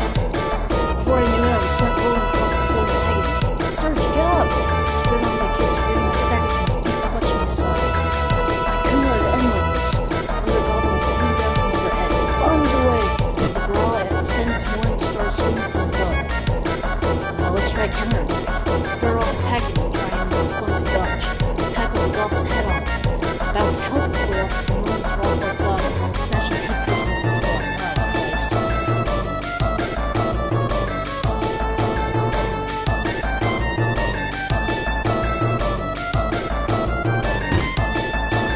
The shock of the impact jolted through my body. Another of the goblins hesitated for just a moment, only to be run through by a spear of pure lightning conjured up by magic. The goblin let out a blood-curdling howl as electricity coursed through its body. It clutched awkwardly at its chest where it had struck, its face contorted with agony and horror. Eyes came fluttered, his piercing eyes stared coldly at his victim. None who finally shall escape my wrath. God Strike incoming! Okay, well, since dodging didn't work, let me try parrying. I think I'm gonna die here. I just about managed to push my enemy's attack aside and tried to strike back with the knife. Only for the goblin to knock away my attack before its body arm and send me crashing into the ground. The shock sent a flash of bright white lights singing through my head. Magic like a black wind that surged forth with a sheer tempest. Magic's just doing everything. How does a human know a spell like that? Who are you? The goblin was quickly silenced as the Russian winds tore through, and he collapsed to the floor with a final shriek. Until down his victim, his expression changed. Another goblin flew down from overhead. Arms away! I rolled away. I rolled across the floor, dodging the attack, but it wasn't fast enough. The iron ball crashed straight into my back. You're just gonna freaking kill me, aren't you? No matter what I do, I'm getting my ass kicked by these jerk-offs. I let out a howl as the force of the impact jutted through my body. I never felt such raw pain in my entire life. I rolled around the floor in agony. Dance for me, boy. Let me hear you sing. As I crawled on the floor, the shadow of the goblin towered over me like a black mountain. Die, brat! Its lips curled around its fangs and leering grin, and raised its weapon over its head. No, you don't. You have to get through me first. The leader of the goblins hesitated just a moment, to be run through by a spear of pure lightning was just standing in the corner. The goblin let out a blood-curdling howl as electricity coursed through his body. He clutched awkwardly at his chest where it had been struck, his face contorted with agony and horror. Magela's cape flared and his piercing eyes stared coldly at his back. None who could find me should escape from the wrath. My head was spinning, and I managed to take the opportunity to rise to my feet. Oh, God!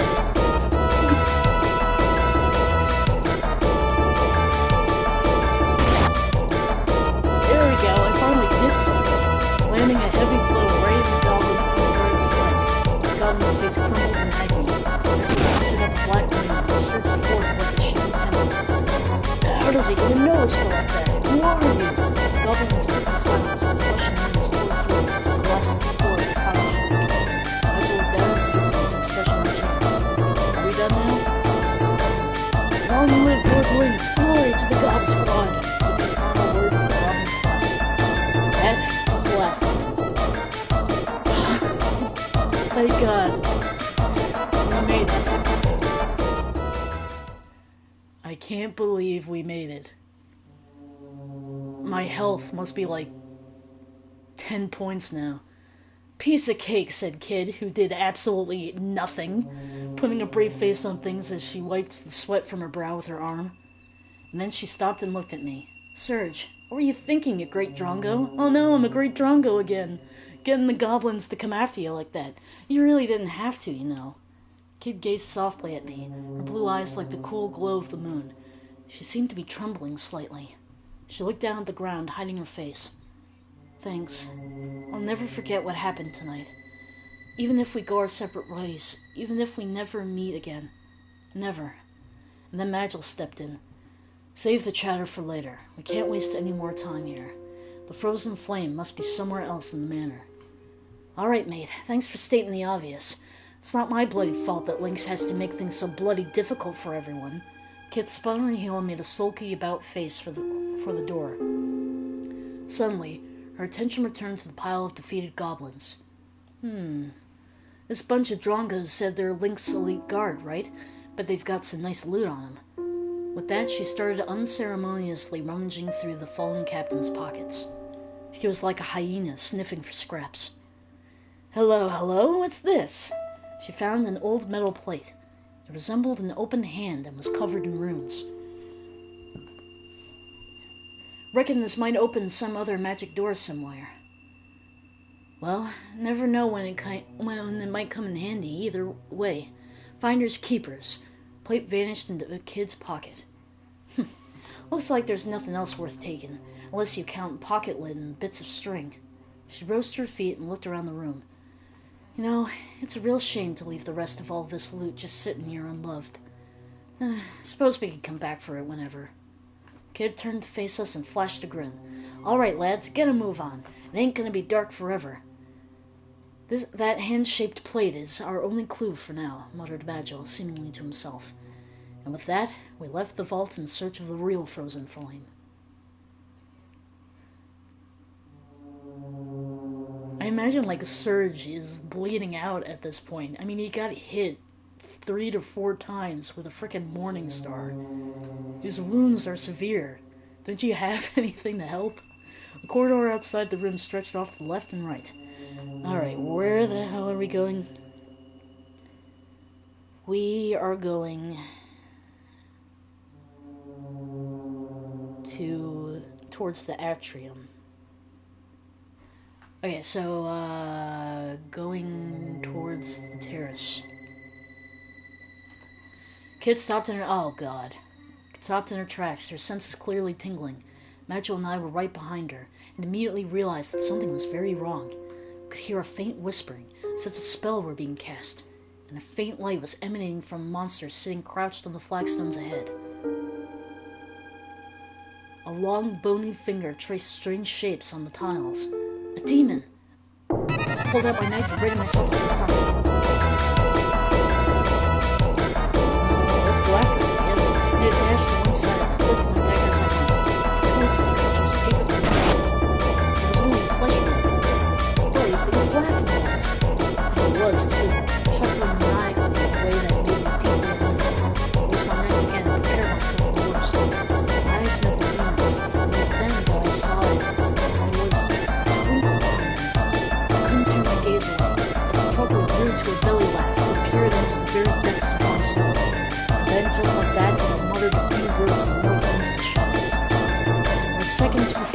guard over us. Now not a trace of it remained. What was that? What was all that about? Why would it just disappear in the fight? I guess I had someplace else to be. Kid gave a shrug, doing her best to at least fake the difference. I couldn't shake the sense of unease that filled me. It appeared uneasily in the darkness until its wild creature had disappeared. I was a mess. My body was screaming with pain, and I felt like I might pass out at any moment. Thank you for finally saying that. I figured I was. No longer doing great. If I took much more punishment from Link's minions, my night was going to be over pretty soon. Oh boy. Not bad, I'm dying!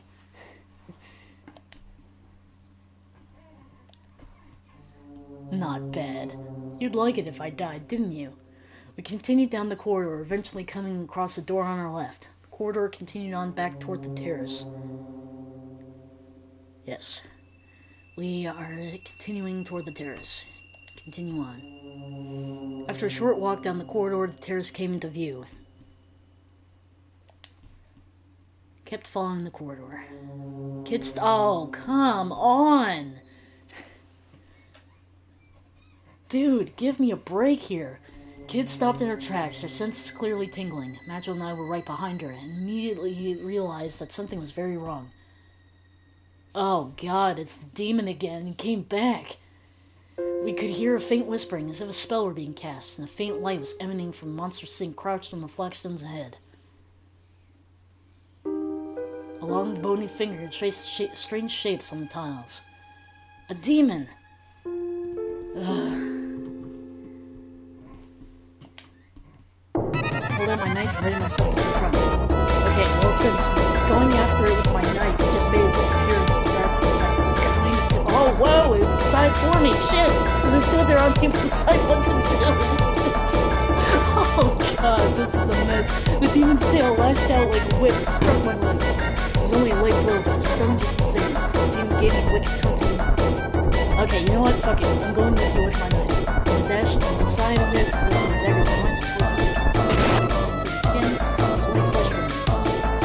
And the same stuff as before, I raised my knife and prepared myself for the worst. I took the thing and twinkled, dipped some of my soul, blood, and then it disappeared again. Okay, if I don't have to risk my life trying to fight this freaking thing,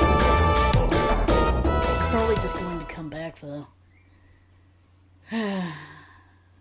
I need healing. Yeah, not bad. You want me to die. Okay, now, back to what we were doing. Took the corridor leading from the left-hand side of the terrace, eventually arriving in an intersection with some stairs. We go down the stairs. Path to the right led down the stairs. The path to the left was the dark side passage. The main corridor continued straight onward, down the stairs.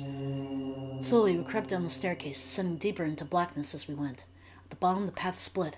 The way to the left continued on to an atrium that resembled a sort of plaza, while the path to the right was a winding passage that trailed off into the darkness. We go toward the atrium. Atrium, I don't know. Kid poked her head through the arch-shaped door and took a look around. Huh, it's big in here. Must be some kind of hall. Yep. I took a cautious look around, then entered, one after another. The atrium was like a beautiful plaza, complete with a statue that doubled as a fountain.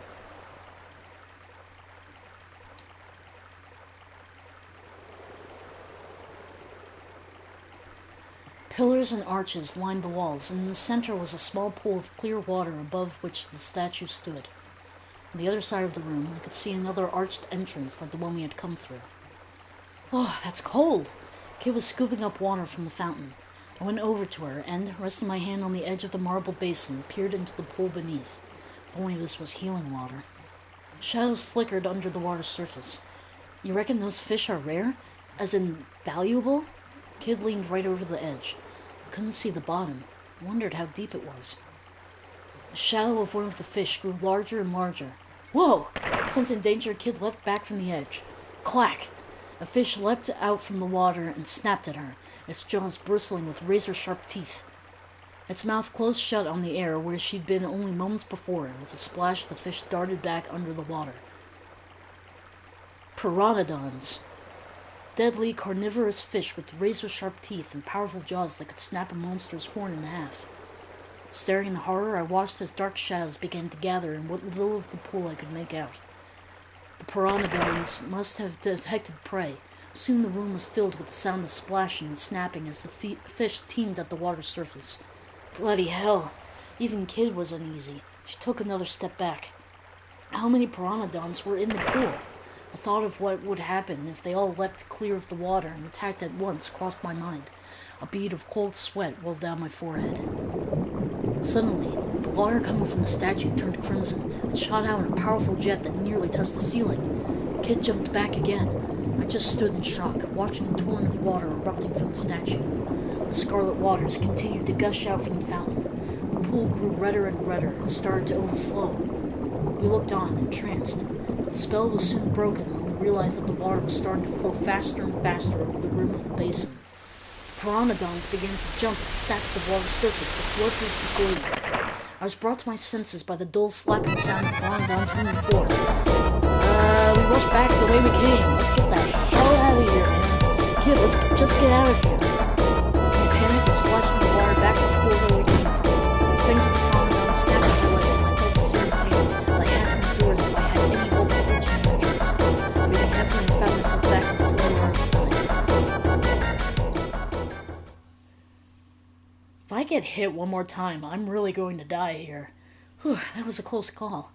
So the whole thing was a trap, huh? Talk about twisted.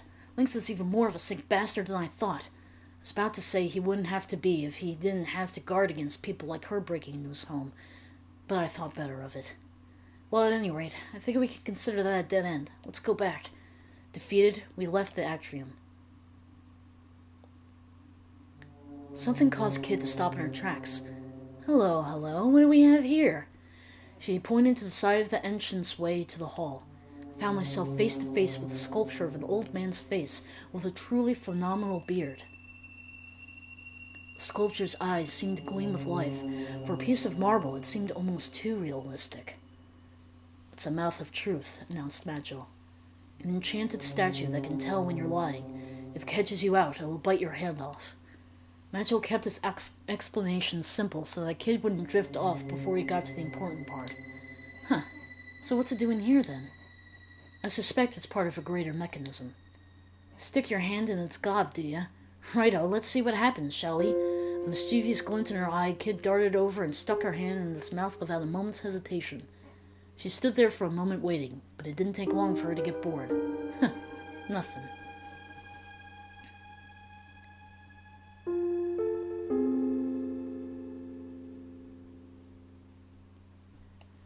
Suddenly, I had an idea.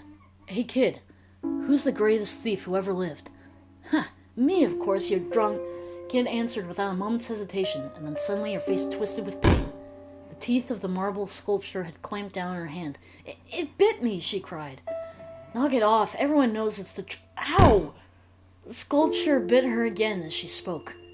You little... A cold sweat formed on Kid's forehead. The sculpture was tightening its grip. It won't let go until you say something true. Despite the obvious urgency of the situation, Magil was matter-of-fact as ever. Just say anything, Kid, anything, as long as it's the truth. Obviously, Kid wasn't listening. Instead, she just kicked awkwardly at the statue. Oi, Beardy, let go of me bloody hand! She planted her feet either side of its mouth, and tried her hardest to pull herself out. She heaved, kicked and stamped, grunted and strained. And then finally, her hand popped free. I was taken aback by what I'd just witnessed and couldn't say a word. See? Told you it was the truth. Kid raised her hand in the air triumphantly, as if to demonstrate. I could see heavy bite marks.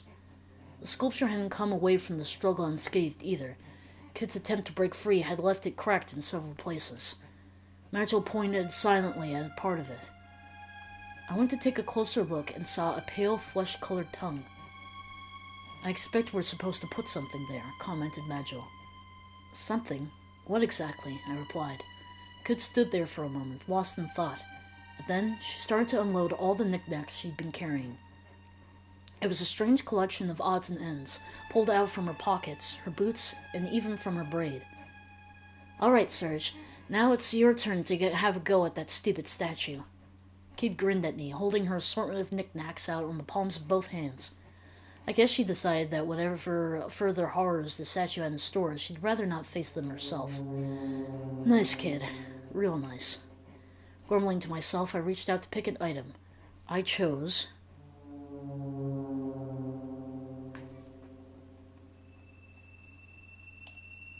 I took the hand-shaped metal plate we'd found. After taking another look at the runes, I was no closer to working out what they might mean. Here goes nothing. I stuck the plate into the mouth of Truth's marble maw. As soon as I did so, its eyes rolled upward, and the wall gave a light judder. A low rumbling sound came from the sculpture's mouth. This, indeed, is the ultimate truth of the universe. Did you hear something? Yeah. I watched the mouth of Truth in confusion. Its great marble tongue lolled out, almost like a snake. It coiled around the plate, seizing it and pulling it deep inside. What's going on? In a panic, I looked to Magil for answers. It seems this ineffable truth of the universe has left even the mouth of Truth tongue-tied. Magil answered in his usual deadpan manner. I think he might even have been trying to make a joke. Hang on, so that plate thingy revealed the truth of the universe? And you went and crammed it down Beardy's gullet? Do you realize how much we could have sold that for? Kid kicked the floor in frustration and snapped her fingers. And then, drains on all sides of the room suddenly opened wide. The red water formed eddies as it sank away. Helpless, the pteranodons were washed away with the current. Soon only trickles of water were left, slowly dripping away. Well, that's a stroke of luck, ain't it? Guess we won't be sleeping with the fishes tonight, grinned the kid, looking at the empty pool. We crossed the drained room, making for the exit on the other side, and pressed on. I'm just gonna look up to see if there's a way for me to, get healed, because I'm on the verge of death. I wonder if I could go back to the old Chrono to ever heal me.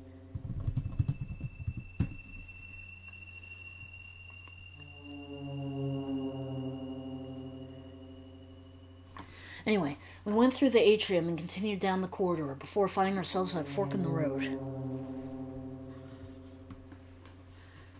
Okay, a fork in the road. The corridor stretched off to the left and the right. We want to go to the left. We continued down the corridor, eventually reaching an old, rather sturdy-looking door. Bloody marvelous. Another bloody door with a bloody magic barrier on it. Wonder what's inside. My sixth sense tells me it ain't treasure. Kid whispered back to us as she examined the door. I suspect that this is the mayor's dungeon, replied Magil, his eyes closed in concentration. I can hear the sound of someone moaning in the darkness on the other side.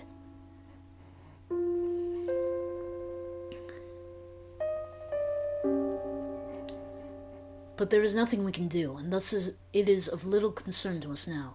Let us turn back. No way of getting through the door, we retraced our steps down the corridor.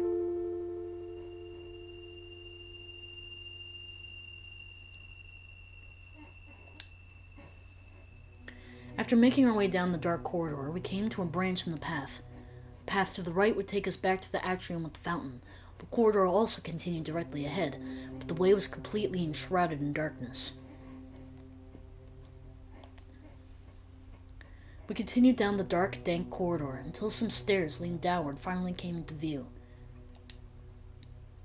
Slowly we crept down the staircase, descending deeper into the shadows as we went. At the bottom we found ourselves at another intersection. The dim, narrow passageway branched left and right. Okay, we want to go...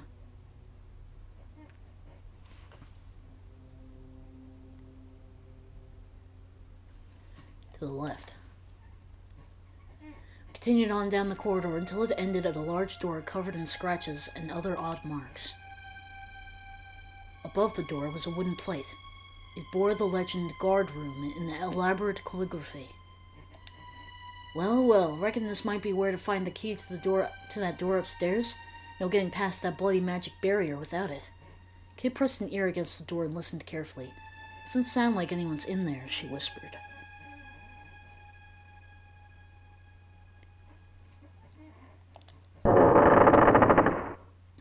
Kid opened the door. The room had seemed completely silent from the outside, and so he had thought it would be empty. But there inside was a lone goblin. It was sitting in a chair with a book in its hand. A light steam drifted from the teacup on the table in front of it, and with it a delicate aroma. A goblin with class. The goblin peered at us curiously over its spectacles. There was something different about this one. I could tell as much at a glance.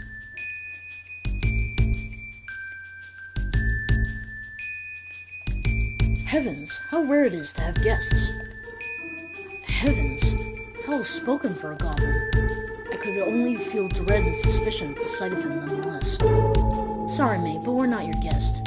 Cough up the key to the dungeon if you want to live."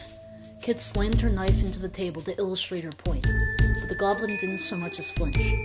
"Ah, you must be Kid. What a pleasure this is. I have always so wanted to meet you."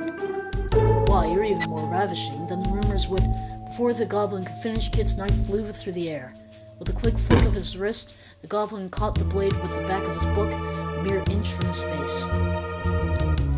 "I see that your approach is as radical as the name of your merry band would suggest," the goblin said, pulling the knife free and handing it back to Kid. She took it without a word, but her gaze had changed. She was like a cat cautiously studying its prey. "I was just getting to the good part, too. Oh well, I suppose I shall have to give up on ever finishing it now." The goblin casually flung the book over his shoulder and into a nearby bin. "Allow me to introduce myself, if I may. I am Grismeld, and I am the guard on watch. No need to stand. Please, do take a seat. You're welcome to tea, of course." The goblin beckoned us to sit down.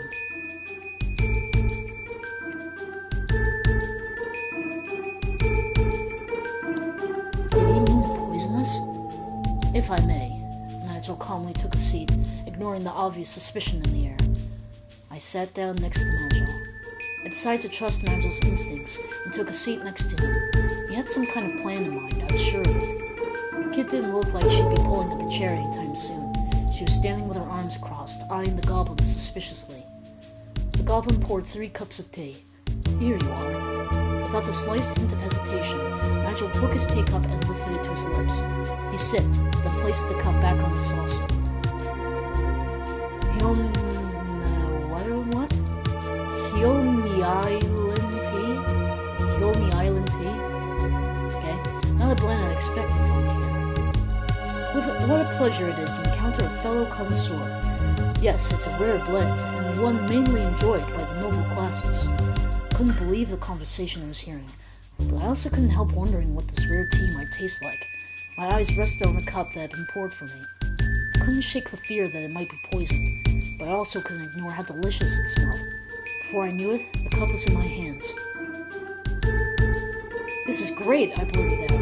"I've never had such a delicious brew in my entire life." My aches and pains faded away. Oh, thank God. I glanced over at Kid, who was blowing maniacally at the liquid in her cup. I'd forgotten that she was paranoid about burning her mouth on things. Well, good, at least I'm not on the verge of death anymore. Now that we're comfortable, let's get down to brass tacks, as they say. I do indeed have the key to the dungeon, as you surmised. But you will also be aware that I cannot simply give it away. I glanced over at Kid again. Typical, she wasn't listening to a word Grismeld was saying. She was still huffing and puffing at her tea. It seemed it would be up to me to respond.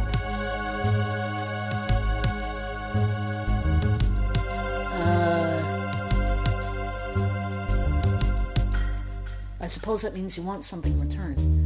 You'd like to know what I want. I want your heads. Grismeld's eyes glistened behind his spectacle. What? Or rather, I'm sure that's what my employer would have me say. I didn't click on anything. I think it's a really good thing I didn't click. But no, I have no such barbarous aspirations. Furthermore, I doubted I'd be a match for you. Grismeld chuckled as he said this. What I live for is the joy of conversation, which I fear my compatriots are ill-equipped to supply.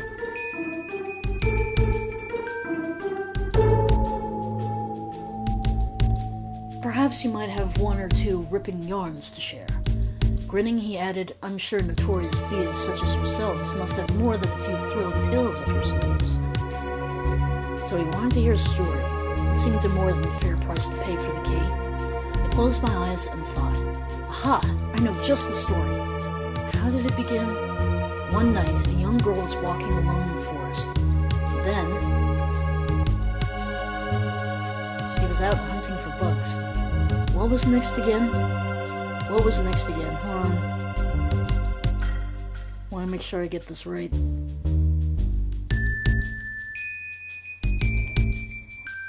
She caught a beetle and painted it gold.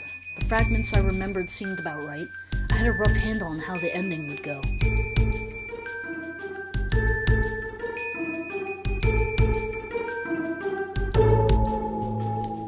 I took a breath and began my tale. One night, a young girl was walking alone in the forest. She was out hunting for bugs. She caught a beetle and painted it gold. Next morning, she set off into town to sell her catch. On her way there, she met some travelers and convinced them that the creature she carried was the fabled beetle of fortune. She sold it to them for an eye-watering price. Rich at last, the girl and her mother lived happily ever after. Hey, Serge, the girl's name wouldn't have to be Kid, would it? My blood froze at the quiet threat in the voice behind me. What? I'm just making this up as I go along. Don't tell me you actually did all that stuff. I actually wouldn't be surprised. The moment I turned around, I found my neck caught in Kid's hands. How did you find out? How? I couldn't answer her. I couldn't even breathe. I braced myself for a slap across the cheek. But before it came, Grismeld called out to stop her. He whispered a few words in her ear, then handed her a small bag. Her eyes glinted like stars, and she looked very pleased with herself indeed. Kid turned to me and Nigel. Right, let's hurry up and kill one so we can have some of this here tea. So Grismeld had won her round with his special blend. She must have really liked the stuff. Then again, it was just like her to have her head turned by next to nothing. Yeah.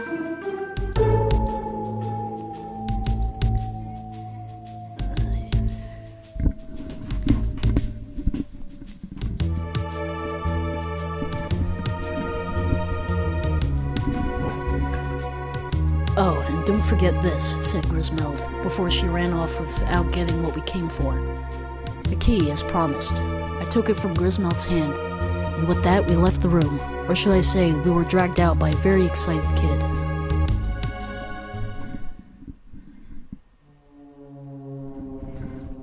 We left the room and took the left turn down the corridor.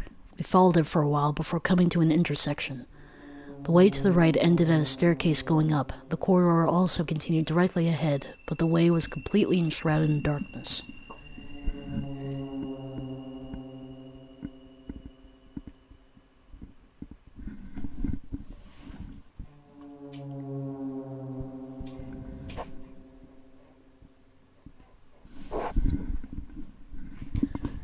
We followed the corridor for a while before coming across a small door.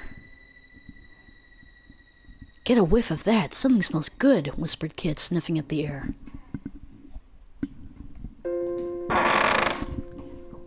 We opened the door. Blimey, this is a small kitchen. Must be for the servants, commented Nigel. I scanned her surroundings.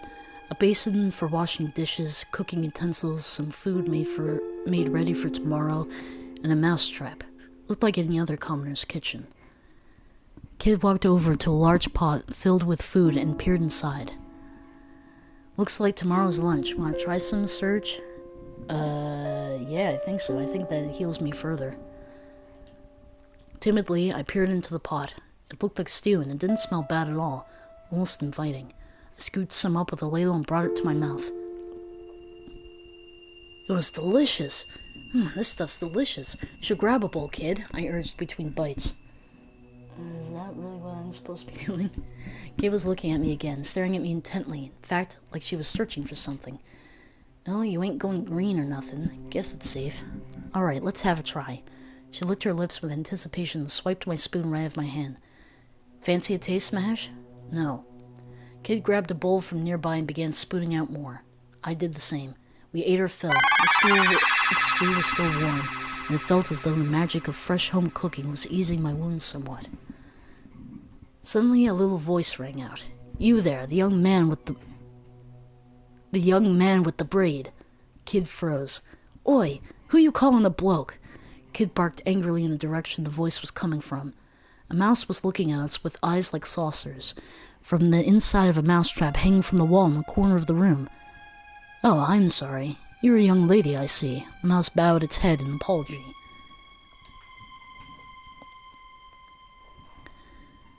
"Please, kind young lady, you must hear me out." The mouse put its paws together and stared pleadingly at Kid. "I left the nest to find food for my mother, but as you can see, I managed to get myself caught in a trap. If you leave me here, I will surely be eaten by goblins." Kid eyed the little creature suspiciously. "Eaten by goblins? Wait, that's stew!" Did we just eat rats too? Oh man, please tell me we didn't just eat rats too. Putting two and two together, Kid ran for the sink. "I beg of you, please free me from this trap. My mother is sick and she'll be terribly worried about what has become of me." The mouse was clearly begging for its life, but there was also an odd little glint in its eye. Meanwhile, Kid was at the sink. Throwing up. "Ugh, I'm never gonna get that taste out of my mouth. I'll be buggered if I'm hanging around here any longer." Kid returned from the sink only to stamp off toward the door. She was looking very green around the gills. Kindly young lady, I don't suppose you could free me first? You got yourself into this mess. You can sort it out yourself." Kid all but spat on the ground as she left the room. Mouse's eyes welled up as it looked at me. "Young man, please, you're my only hope." I freed the mouse. Fine. Unable to bear it staring at me anymore with those pleading eyes, I lifted down the cage and opened the door. The mouse bounded happily out from inside. The mouse gave a wicked chuckle. "You poor naive fool." Suddenly its body began to balloon massively in size. "Oi, Serge, what are you doing?" And Kid stopped in horror the moment she opened the door. "Bugger me, a griffin!" The enormous creature stared balefully down at us. A mouse became a griffin? That's some evolutionary shit. That's messed up.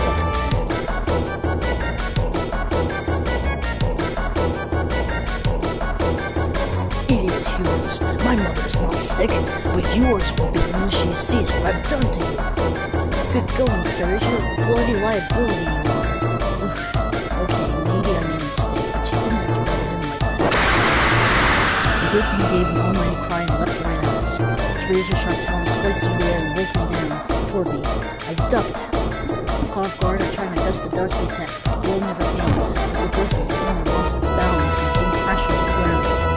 "Oh, bother. I'm too hungry to even fight properly." "What on earth?" I breathed a sigh of relief, running a hand down my chest. "All right, little mouse. Now it's time for the real show to begin." Kid walked up to the griffin, cracking her knuckles.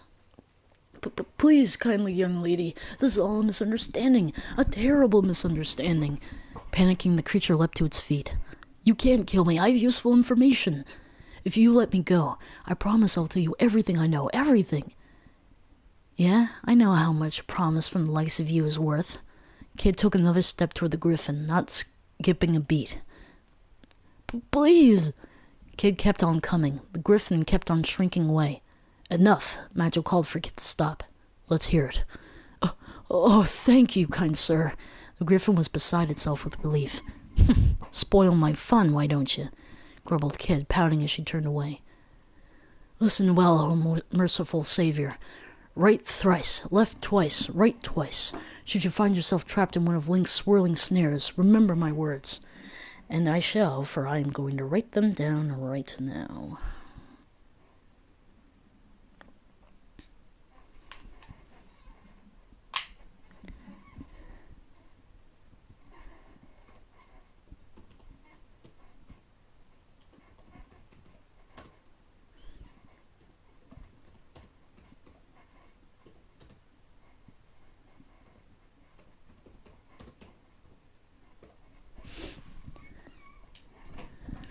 that, the griffin returned to its mouse-like form and disappeared into a small hole in the wall. Trapped in Link's snares? As if I'd be thick enough to walk into one of his traps. Kid, we kind of already did back at the treasure vault. Let's get out of here. We've wasted enough time already. Kid turned on her heel and made for the door.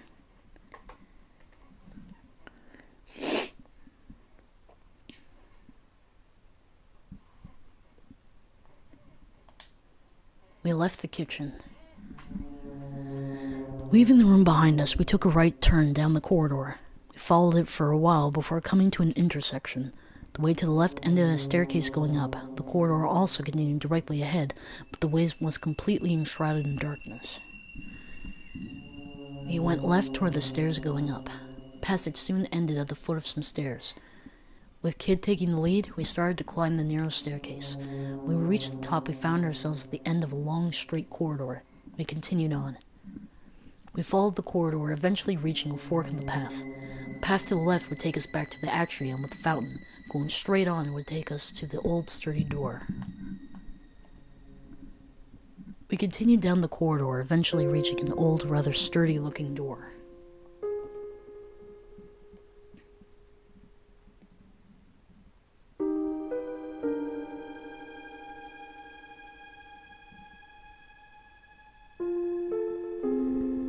Right, the key we got from that creepy old goblin should do the trick. Kid slipped the key into the lock. The heavy door groaned slightly as it slowly swung open.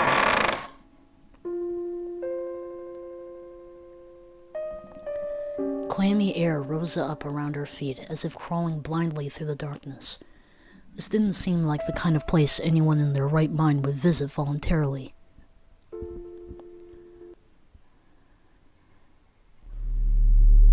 We pushed the heavy iron door the rest of the way open and stepped into the darkness.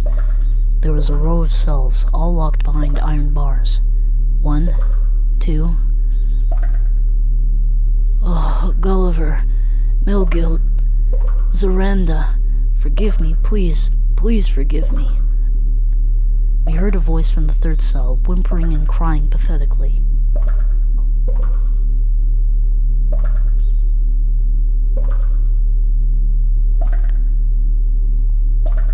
I strained my eyes to look inside. Faintly in the darkness, I could see something that looked like a man sitting on the floor.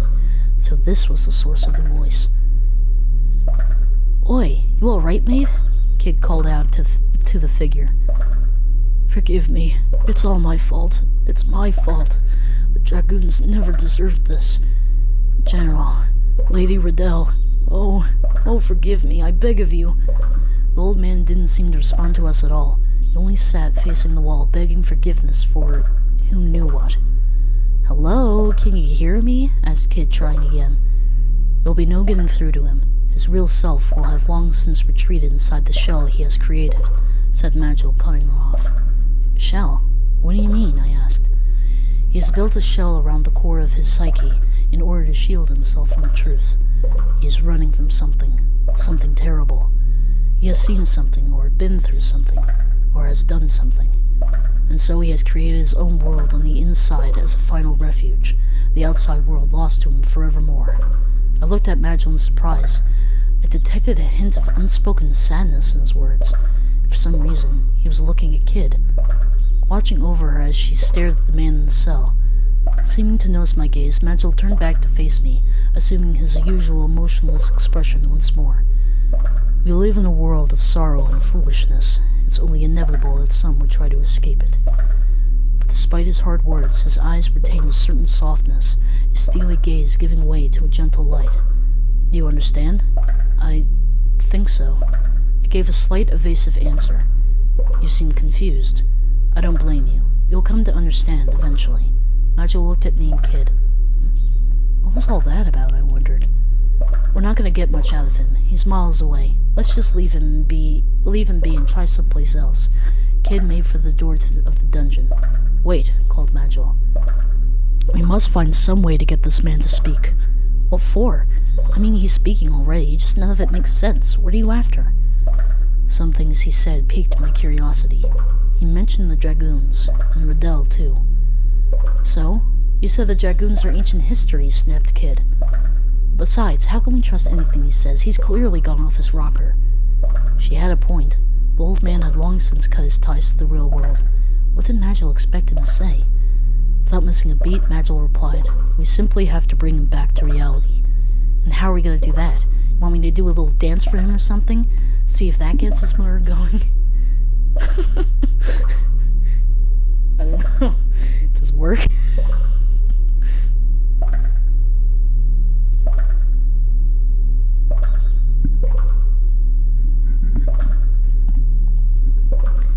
I knew if I said anything, I'd get nothing but the earful of a lifetime in return, so I clamped my hands over my mouth to save myself.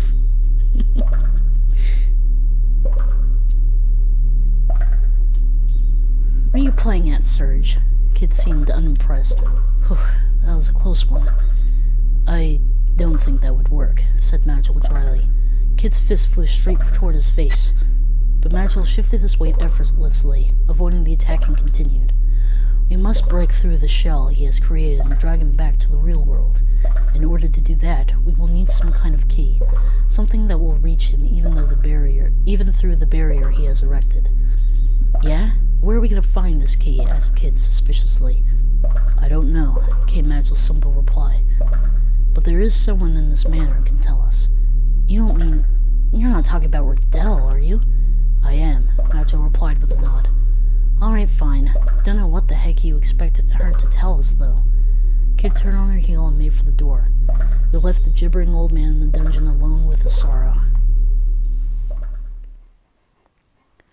I followed Kid and Magil back out into the corridor.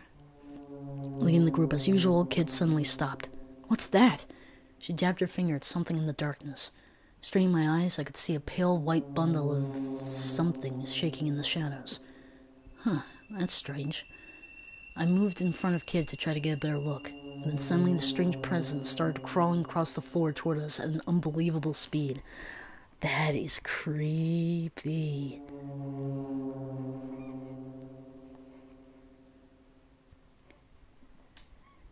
I didn't have time to brace myself. The white figure reached my foot, then reared up to its full height. It was a skeleton. The skeleton lay face to face, its empty eye sockets staring straight at me, proceeding to the waist. What was I going to do? Let's tackle it. I charged in to tackle the skeleton. There was a crunching sound and a clattering of bones as the skeleton was knocked back by the blow. Its body split clean in two at the waist. Better luck next time, muttered Kid dryly. As if in response to the skeleton's upper body picked itself up from the ground, turned its skull toward me, balancing its body with its left hand, and then pulled the skull from its head with its right hand. What's it doing now? Before I could get the words out, it had heaved its skull at me. What was I going to do? Let's try dodging it, I guess. Whoosh! The skull sailed past me as I quickly stepped aside. Oh no!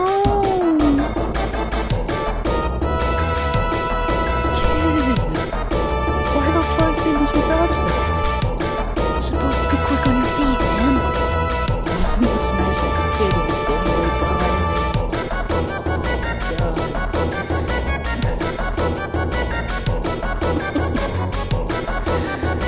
That boy hurt. What did you move out of the way for? I didn't know you were right behind me. She turned the camera on my phone.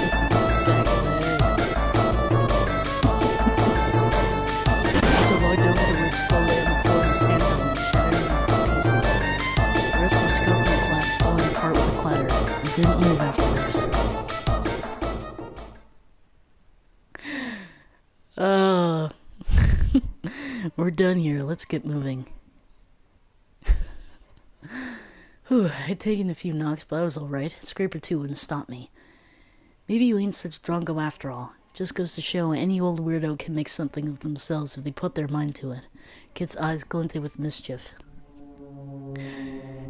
She quickly forgave me for having the skull smash her nose in. After making our way down the dark corridor, we came to a branch in the path. The path to the right would take us back to the atrium with the fountain. Going straight on would take us to some stairs going down.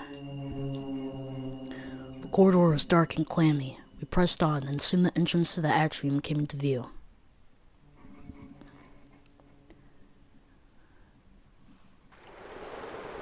We arrived back in the atrium. An exit leading to Link's and Riddell's room gaped ominously from across the cavernous space. Leading the group as usual, Kid suddenly stopped. What's that? Oh, another skeleton?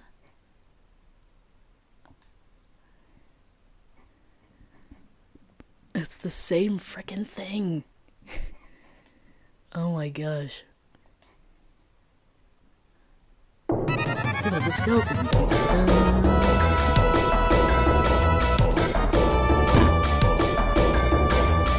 this time I'm gonna catch this skull.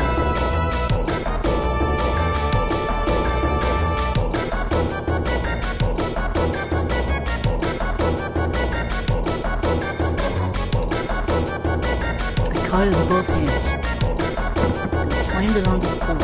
I slammed the skull into the ground and smashed to pieces with a satisfying crunch. As soon as it had, the skeleton's torso collapsed into a lifeless heap. Yay, I did something right. It won't be troubling us anymore. Time to move on. Wait a second. What's that? There was a leather bag on the ground, containing some recently cooked meat. Lucky me. I bit into the meat without a moment's hesitation. After devouring the unexpected windfall, I felt a little better. Wow, nice. Oi, where's my share? Busted. I pretended not to hear. I was doing great. I felt like nothing could stop me. Maybe you ain't such a drongo after all. Just goes to show any old weirdo can make something of themselves if they put their mind to it. Kid's eyes glinted with mischief. Yay. Leaving the atrium behind us, we immediately found ourselves at a fork in the path. To the right was a passage to some stairs leading upward.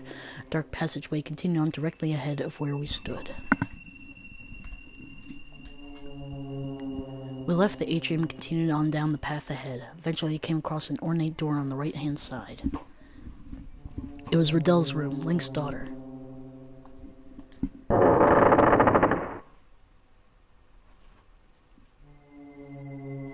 We found ourselves in a tidy, welcoming room.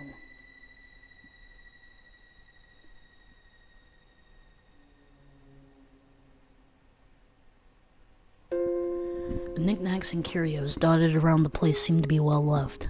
The stately desk and the cozy-looking bed nearby, meanwhile, suggested the room's occupant was no stranger to luxury. Though the room was richly furnished, somehow it still felt awfully lonely. "Is someone there?" came the voice of a young woman. We shrank into the shadows. The woman appeared from deeper within the room. She was lightly made up and had a gentle, unthreatening air about her. It was Link's daughter. Strange, I'm sure I heard someone. I was at a loss as to what to do for a moment, but before I had time to do much more than hold my breath, Kid had already darted over and thrust her knife out, stopping the blade only a hair's breadth from the woman's neck. "Where's the frozen flame? Answer me!" Her voice came out in a harsh growl. I rushed in to hold Kid back before she hurt the poor woman. "Kid, do we really have to do it this way? Shut your trap, Serge." Riddell couldn't help but giggle as she watched us bickering. "What are you laughing at?" Kid shot Riddell a harsh look. "It's just, you don't seem like thieves at all." "You want me to cut you, girl?" I'd be surprised if that knife could cut anything. For a moment I felt faint, imagining Riddell on the floor, covered in blood. But then, clang! Kid had thrown her knife to the floor, and I saw that it was only a letter opener. Didn't think you noticed. Whatever, I'm not here to mess around killing the likes of you anyway. "I have no desire for bloodshed either," said Riddell in a voice that was almost a whisper. "I'm not your enemy. In fact, I want to help you." There wasn't a hint of hesitation or deception in her voice. "Let me guess, you're trapped in the manor too?" Riddell only lowered her eyes sadly in response to Kit's question. The frozen flame should never have been allowed to fall into Link's hands. Riddell spoke quietly, but deep emotion clearly underpinned her words. "The flame was once the property of an ancient kingdom to the north, who kept it for generations. It was said to have the uncanny power to guide people and change history itself. After the kingdom fell, the flame changed hands countless times, until eventually it came into my father's possession. That was before I was born. Sometime later, Lynx became aware of the flame's true value and approached my father under false pretenses of friendship. Not a soul suspected what his true intentions were, and then on that horrible day, he destroyed everything. He killed everything. Adele shook her head, then buried her face in her hands. I don't care about the frozen flame. I don't care about that stupid accursed stone. It means nothing to me. I just want to take it away from Lynx and smash it to pieces right in front of him. And only we can make that happen. And only we can make that happen. Adele looked up with surprise as Magil spoke. No one else in the world can seize the jewel from Lynx. Adele stared speechlessly. And then, in a low voice, she whispered, "What can I do to help you?" "There's a survivor of the Acacia Dragoons in the dungeon whom we want to help. And if we're to help him, we need your help," said Magil, taking a step forward. "What? That man is a traitor. It's because of him that Zoronda..." "Please, it's the only way." Dill turned her back to us and hung her head low. Whoa, she's blonde. In Chrono Cross, she has blue hair, I think. The Chamber of Death. There might be something to bring him back to his senses there. After all, it was there that he chose to abandon his pride, his life. I assume the Chamber of Death must be the cell with the trapped ceiling. Adele nodded. "Yeah, that's gonna be a problem," started Kid. "That thing damn near killed us the last time. You will need to take the Einlanzer with you. It is a sacred sword said to have been forged by an ancient sage and a sister blade to the crimson-cursed Masamune. The timeless blessings of the Einlanzer will surely keep you safe from the Chamber of Death's wickedness. It used to be such a sight to see in the hands of Zoronda. It danced like the wind, shone like the stars, and struck like lightning." Lost again in memories of fonder times, Riddell once more bowed her head. "Forgive me. I have little more to tell you. You've told us more than enough. We'll take our leave now," said Magil, turning and making for the door. "I wish I had the strength to change things like you do," whispered Riddell, biting her lip. Kid hesitated for a moment, seemingly deep in thought. "It ain't about strength. It's about having a purpose, something to fight for. I will be praying for you." Kid shot Riddell a look over her shoulder. "Great, maybe you can cross your fingers, too." We left the room. The passage outside the room continued to our left and right. Going right would take us to Link's room. Meanwhile, going left would take us to the atrium and another branch. We continued down the corridor until we reached an intersection. There was a left turn in the corridor leading to some stairs going upward. The corridor also continued straight on toward the entrance to a large plaza-like atrium. Okay, so, I've been reading this and it's just like kind of repetitive, so we are going to the clock tower. So that's where we're headed.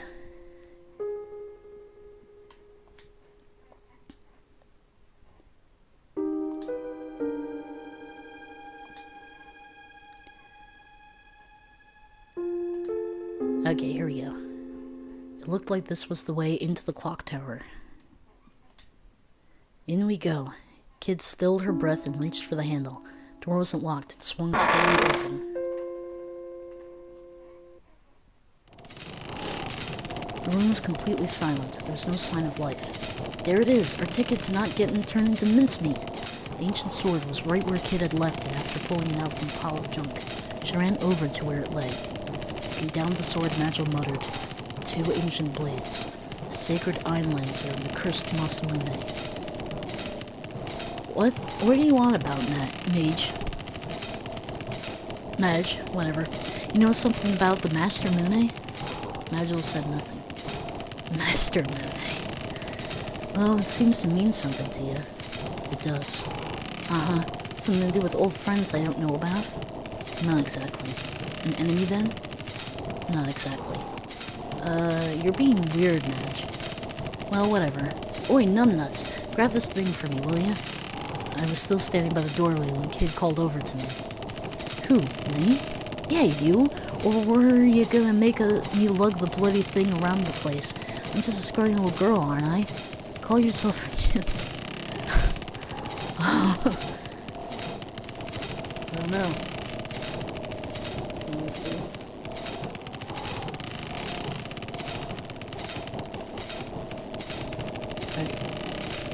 I don't know, my jaw dropped. I knew there wasn't anything I could say to her. Silently, I walked over to Kid and picked up the sword like I was told.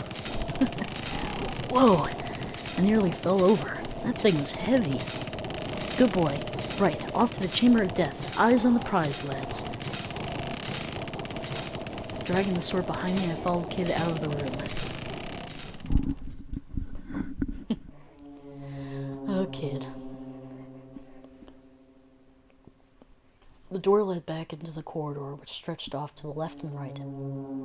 Rightward lay the depths of the manor, while the way to our left led back to the terrace. Continuing on down the corridor, we came across a rather sturdy-looking door on our left. We ignored because we're going to the torture chamber.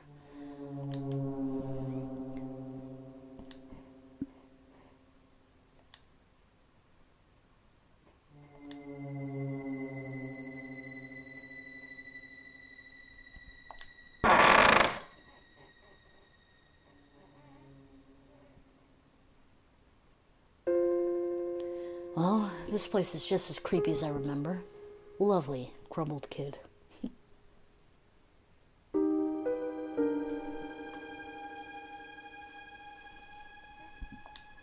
She was looking at the stains on the wall.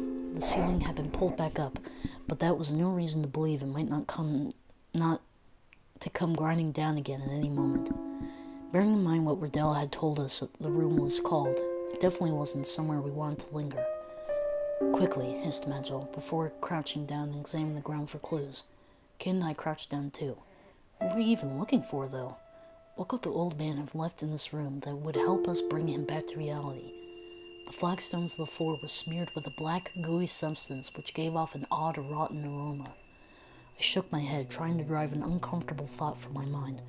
Kid saw me and clearly wasn't doing much better herself. She slowly turned, positioning herself so that she was facing away from the stains on the wall. There was no point in thinking like that. I just had to try. But then, the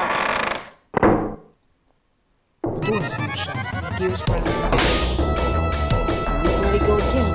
We have to stop it. If we don't do it, the trap will never find what we're looking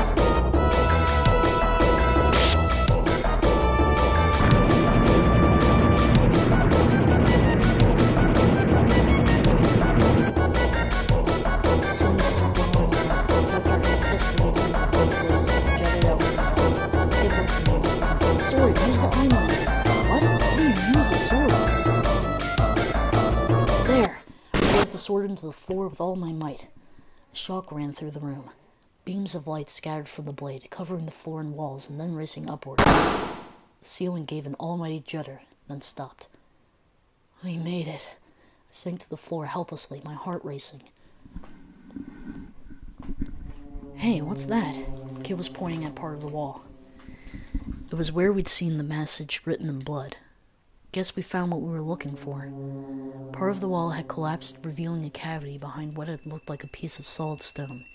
Inside, I could see something glinting faintly in the darkness. Kid reached in with her fingertips, carefully extracting whatever it was from within. It was a slender ring with a delicately engraved design that looked like overlapping ferns. The ring was adorned with several small rubies in a pattern that resembled a bunch of grapes.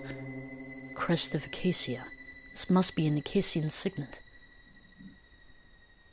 Kid put the ring on her middle finger where it sat uneasily. It didn't seem to be her size. The rubies gave off an eerie glint. Right, let's not spend any more time in here than we have to. Managed to foil the trap and retrieve the Acacian signet. I left the eyelancer where it stood, and we exited the room.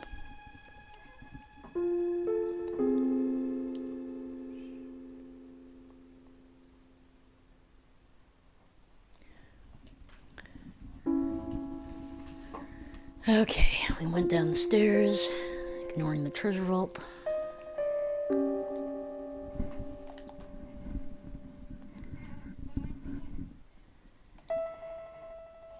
Ignoring this room as well.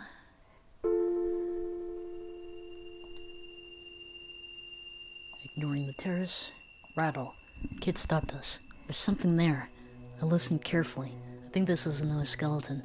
A figure appeared in the darkness on the other side of the corridor. Oh, I was right. It's a skeleton. We readied ourselves for a fight. What was I going to do? I attacked. Come on, then. I looked at the skeleton. I should have the sword. Face to the blades resurrection. Oh yeah, right.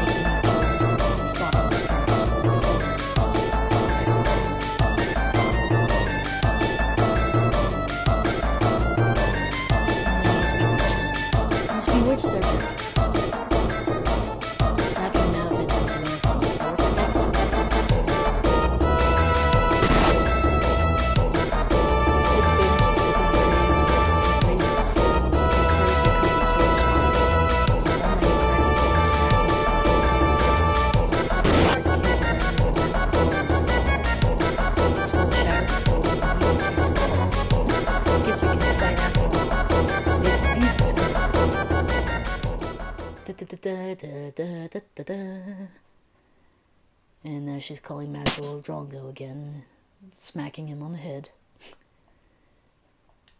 Poor guy. Wait a second, what's that? There's a leather bag on the ground, containing a sparkling gem. Now we're talking. Kid's face lit up with joy. Nice find, Serge, what a beaut. Kid snatched it away, leaving me to settle for the compliment. I was doing great, yay!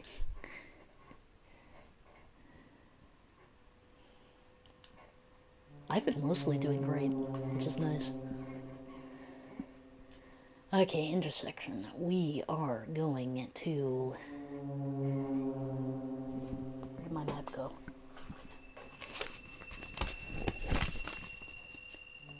Past the terrace, we are continuing onward. We found ourselves in front of some ornate double doors. We went inside.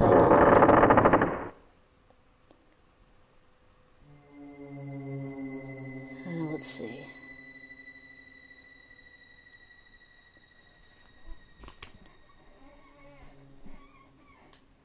It seemed to be the main hall of the manor. There was a... what the hell? Did I go the wrong way? I don't think so. There was a massive table, beautiful decorations on the walls, and thick columns decorated with sculptures of birds and beasts. Fixed to the wall in the back towered a tremendous pipe organ like a burnished black mountain.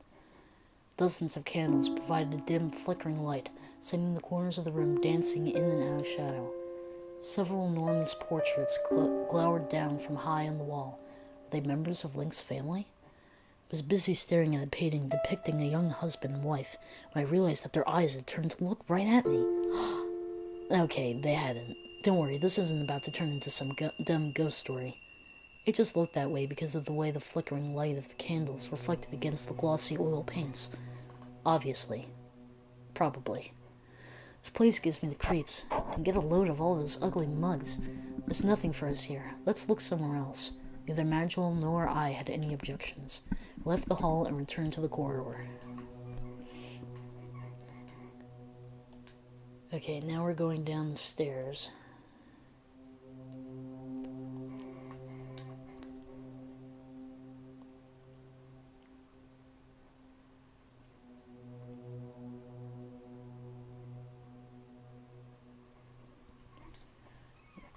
And we're going back to the catacombs. Okay, the way left continued to the atrium, so that's where we're going.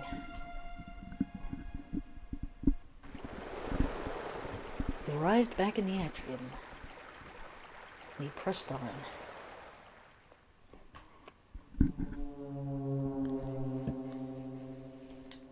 The corridors stretched to the left and right. We went left toward the dungeon. Kid stopped in her tracks, signaling to us with a hand behind her back. She drew her knife and stared into the darkness. Oh no! We heard the clinking of metal from just up ahead. Goblin guards. It wasn't like there'd be anyone else going for a nighttime stroll around the manor wearing armor. Drew my knife and readied myself, because I'm pretty sure I wouldn't be able to get through there by running away. I picked up on the situation pretty quickly and drew my knife, preparing for a fight. Kid gave me a sideways glance. You know something? You're starting to look like a real thief. Now you just need to walk the walk, she grinned. All right, Serge. Magil, let's get him. Kid leapt forward, confident as ever. It was like she thought nothing could go wrong. Oh, but things can go wrong. They were fighting again.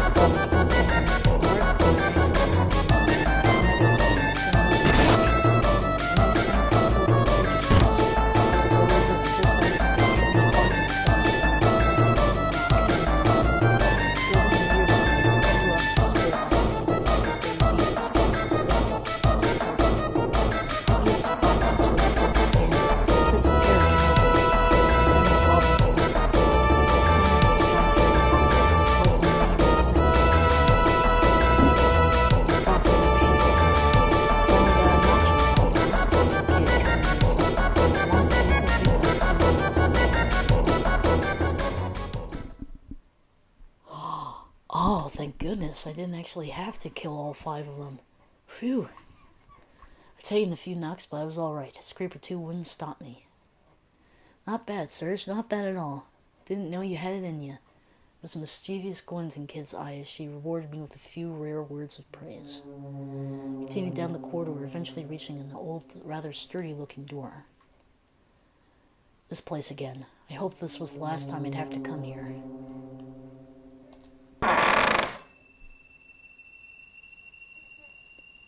Having retrieved the Acacian signet, we returned to the old man's cell. As soon as we got there, Magil took a step forward and grabbed onto the bars.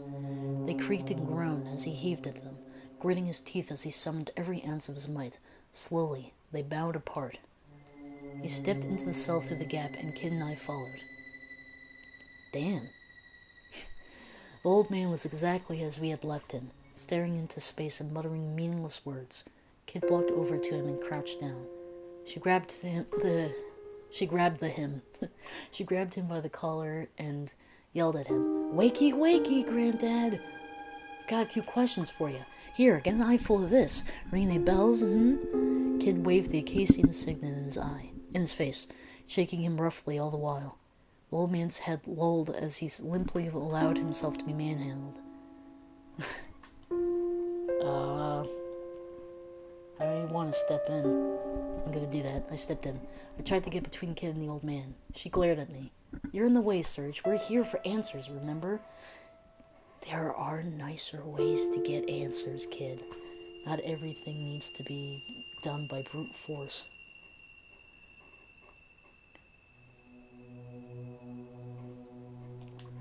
But if you really want to help him, you can't chicken out now. But look at him. There's no helping him anymore, surely. This all ended for him long ago. I would not be so certain. This is not over. It still means something.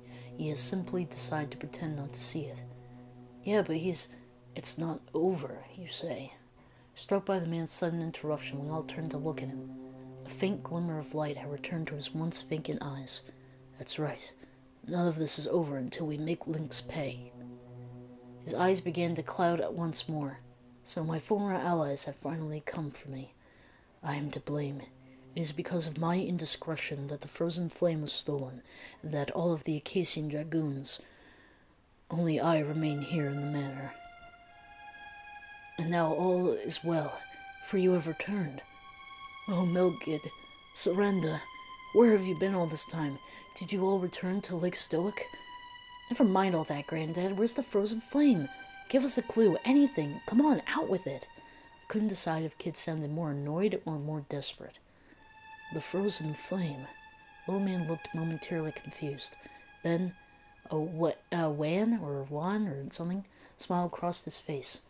My word, Lady Riddell, it has been far too long since last I had the pleasure. Why, you need only turn the third candlestick from the left as you enter the main hall. That will open the underground vault, as you know. Third candlestick from the left.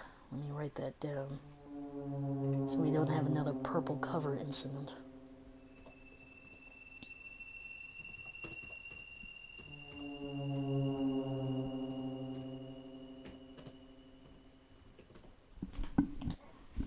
Kid wrapped her arms around the old man and held him tight. And then, in a trembling voice, she whispered, I'm sorry. I promise we'll get it back.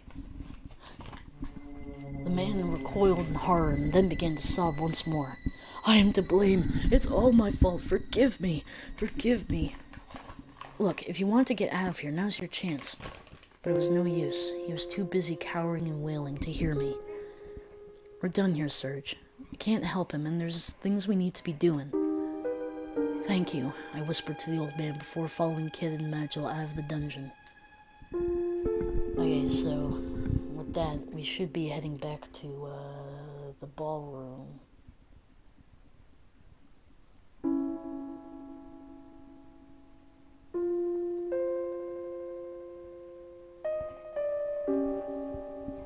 Okay.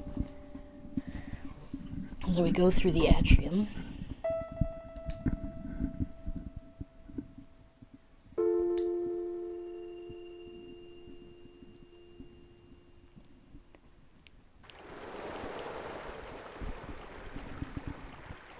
We continue.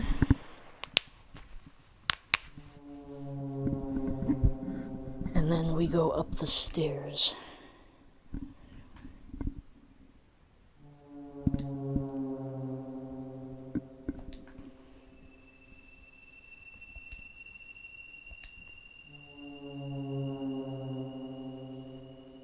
Okay, so we're going to the right then, toward the main hall.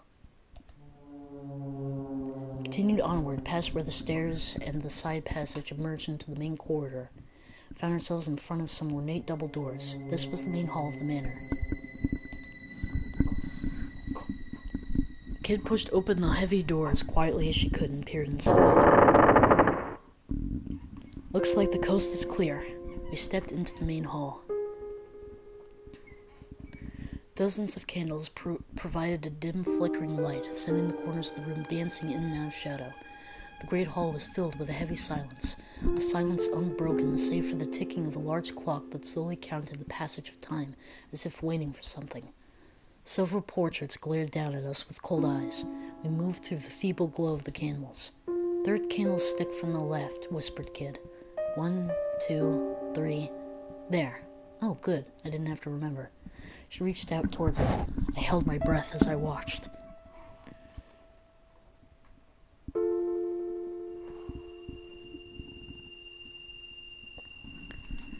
Say your prayers, Lynx. We're coming for you.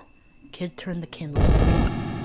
The room trembled with a sudden rhythmic rumbling sound, as if a massive gear was turning. What's that? For a moment I felt a strange sensation as if I was floating. Do you feel that? I started to stagger. The entire room seems to be moving downward. It came to reply from Magic.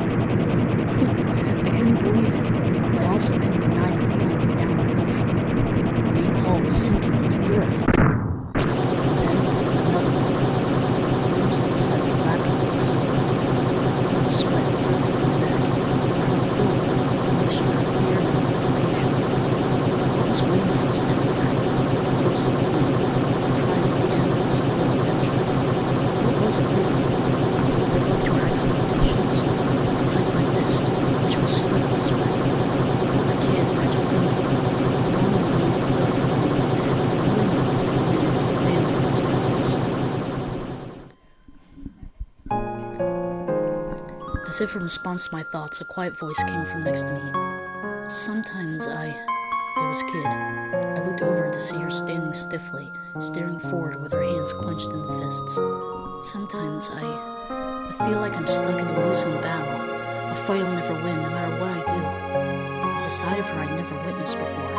Even from this angle, I could see fear and doubt flickering across her face. I felt a tender sting in my heart.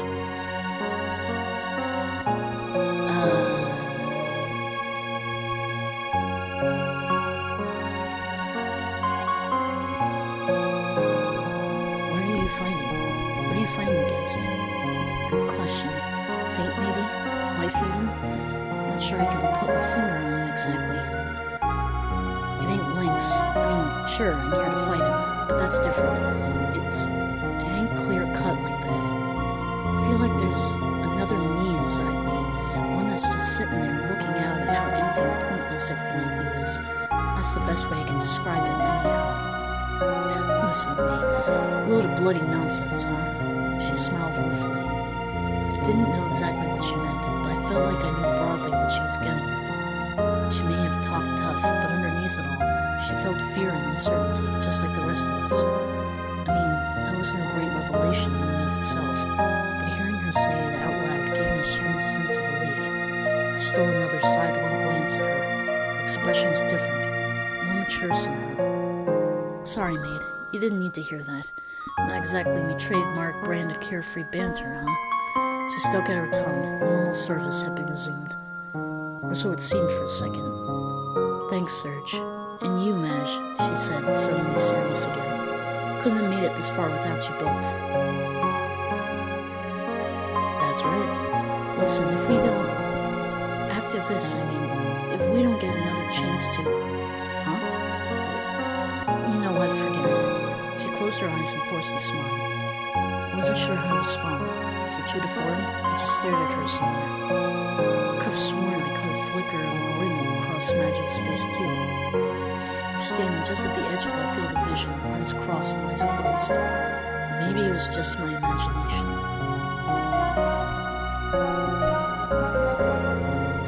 Contemplative silence descended as the hall continued its journey down to the bowels of the manor. A crash split the silence, as if we'd collided with something. A loud metallic scraping filled the air. The room rocked and finally came to a halt. Looks like the end of the line. All change. The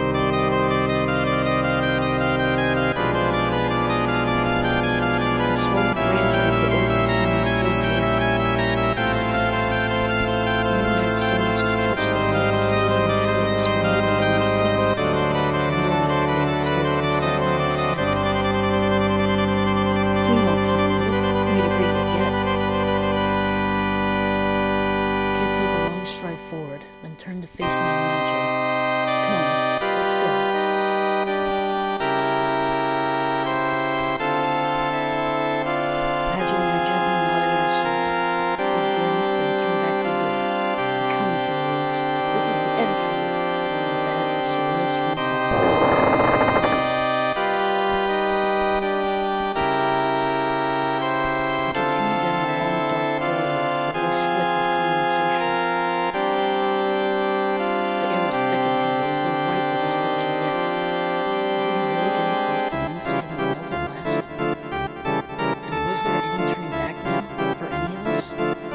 was something strange about Kid that night.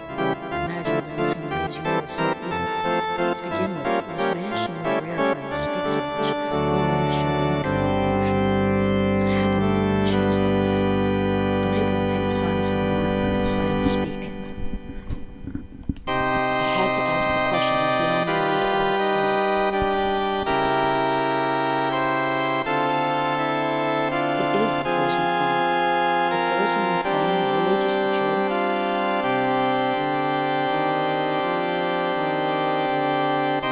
There was only silence in return. And then, when it seemed like no one would reply at all, Nigel spoke. His slow voice echoed in the room. It is a sacred stone that cures all ills, heals all wounds, and brings eternal life. Or so some still believe. In truth, it is part of a tremendous rock that fell from the skies long, long ago. That rock was the source of the hitherto unknown power with which mankind's hidden potential was unlocked. You could say that it was humanity's dreams made manifest. It is not always good to have one's dreams come true. Many were bewitched by that great power. Some were led astray by it. It even led to a kingdom's ruin. A kingdom once prosperous, yet now little more than fragments and dust, its name lost to history. For a moment, I thought I heard a hint of pain and sadness in Magil's voice. Maybe it was just my nerves. Wait, how do you know all this, Magil? He said nothing. He only stared at me with his piercing dark eyes, and I continued on in silence. For a while, only the sound of footsteps echoed in the corridor. Then, Kid gave a doubtful humph. Look, I don't know if all that stuff about the frozen flame is true or not. It's either here or there tonight. She raised a fist. We're here to sell a score of mints by nicking the thing. That's all I know, and that's all I want. I hadn't been seen in the frozen flame. Why had it been worth risking so much for? We trudged on down the dark passageway, each of us alone with our thoughts. Concentrating on my footsteps lessened the burden of my worries to me, and I felt a minute bigger to a degree. Suddenly, Magil stopped in his tracks. Wait. Huh? Kid turned around, puzzled. Just then, a powerful light surged across the floor, and a ring-shaped sigil appeared. Damn it! A blood circle! Kid and Magil were at least quick enough to try and jump clear, but they weren't quite quick enough. The three of us were trapped in the circle of blinding light.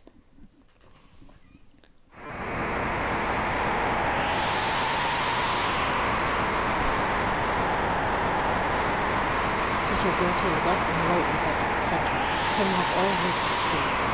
We're trapped! A wall of heat and wind blew up around us. Swirling hands, the spirals of light sealed us wherever we turned. Don't let the light mouse me, so cover your eyes, shouted Magil, raising a hand over his mask. Turn with the light, not against it. There has to be a way out. What? I barely even understand what's going on. The kid's elbow brushed against the wall of light surrounding us, sending sparks flying. Be careful. Near the touch of this more enough to harm. Stay way back.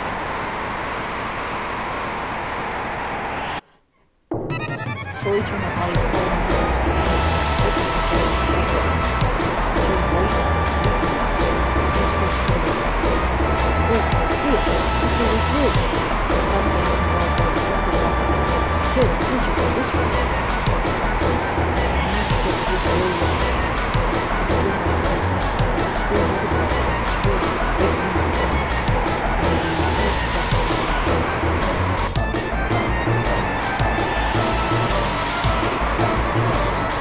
2 steps to the left. There, I see it. That's where we're going. Hey, Magil, this way. I'm 2 steps to the left.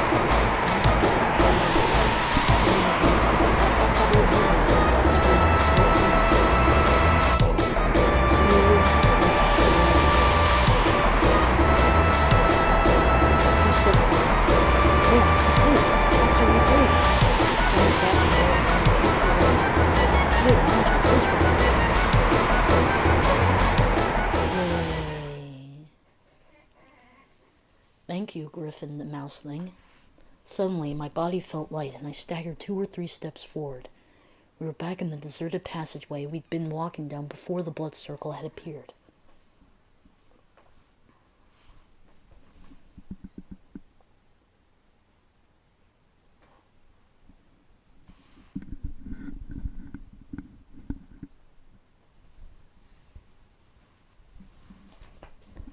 The sigil had vanished from the floor, and everything was silent, as if nothing had ever been amiss.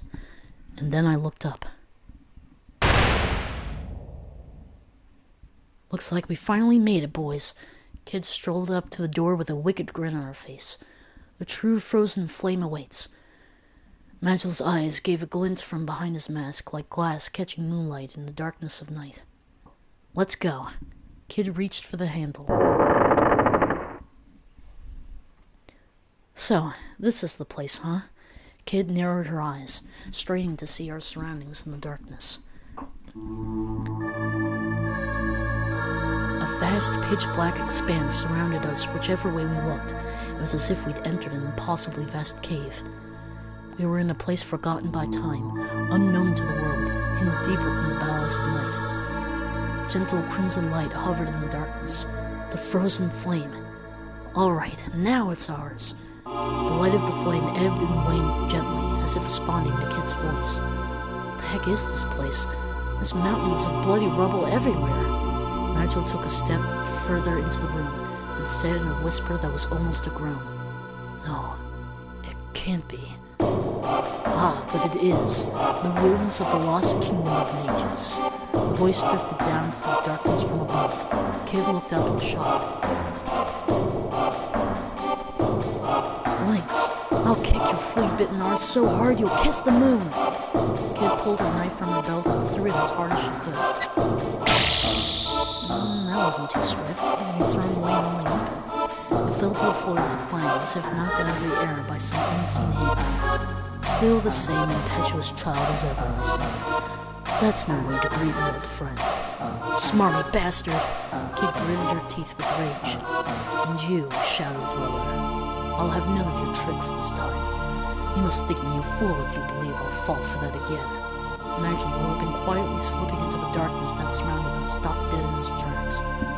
So this was the infamous Lynx.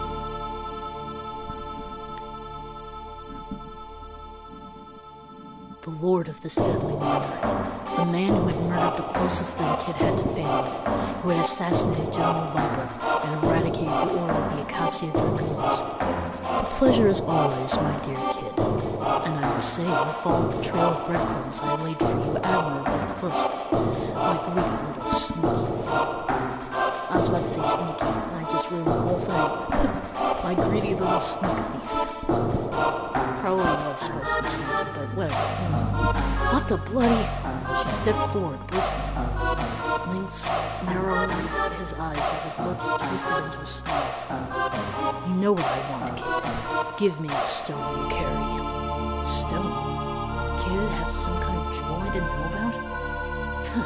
Don't know what you're on about, mate. She just about managed to recover her composure, narrowing her eyes scornfully at her old foe. Spare me the act, child. I know that you have it. I know she gave it to you. Hand over the time egg, now. The what? Wherever it was, I'd never heard of it. You're dreaming if you think I'll give it to the likes of you. Kid shot back. It's all I have left of her. I'll never let go of it. Not for anyone, and definitely not for you. I'll tell you what's gonna happen, you bastard. First I'm gonna take the frozen flame, and then I'm gonna ram it down your throat. You incorrigible young fool. I was hoping this might be a civilized exchange. Alas, it seems my words will only fall on deaf ears, and you will determine to repeat your past errors. Lynx moved his hand to the grip of the ornate golden saber that hung from his belt. Last time I showed you mercy and let you leave with your life. That was a mistake, one which I mean to correct. Serge, Nigel, stay back. Kid took a step forward, glaring at Lynx, her gaze unflinching. This ends here and now. You'll pay for what you've done. You'll pay for what you did to Luca. With a scream, Kid leapt into the air like a bird taking flight. His foot lashed out and the scything kick aimed right at the side of Lynx's head. Lynx had been mere moments before, now there was only empty space. Kid landed and immediately launched herself back into the air, putting the full force of her momentum into another kick. This time, Lynx leaned back, letting Kid's foot swing past only a hair's breadth from his nose. Then it was Lynx's turn. He lashed out with his saber, carving an arc through the air in front of him. He was ready for it, however, and had already jumped back to a safe distance. Two glared at each other from mere footsteps apart. At least you had the decency to prepare a little better than last time, Lynx purred. A red line appeared on Kid's cheek, slowly coalescing into a drop of blood. Kid! In a flash, she launched herself into yet another attack. Lynx dodged to the side, then made to strike her with the hilt of his saber. Kid moved awkwardly to avoid the attack, losing her footing. Then Lynx was on her like a bird of prey before she could fully recover. There was a gasp and a cough as Lynx drove his knee into the pit of her stomach. Kid collapsed. A steady stream of red dripped from her lips. Will that be all, girl? Lynx gave Kid a merciless kick to the side, sending her flying. She landed on a pile of rubble, her body rolling until she hit a large stone pillar. Then she lay, lifelessly still. Kid? Kid! I screamed at her name as I charged toward Lynx, but Nigel was there already. He flew through the darkness, part of the shadows, before crashing down on Lynx like a bolt from the blue. Lynx jumped back, and countless threads of light flew from his fingertips toward Nigel. With adrenaline hum, the threads of light surrounding Nigel, crossing over one another. They spread to form a lattice of light that gave off a blinding glare, and trapped Nigel where he stood. What is this? Nigel staggered and groaned, attempting to shield his eyes with his hands.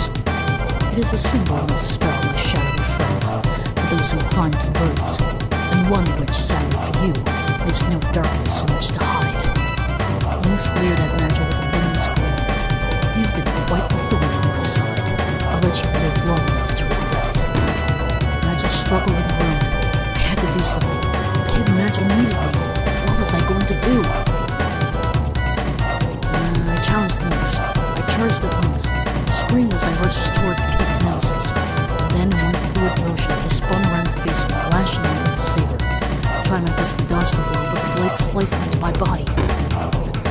I collapsed in a heap and rolled down onto the rubble. You aren't the first arrogant little street rat I've cut down, and you won't be the last.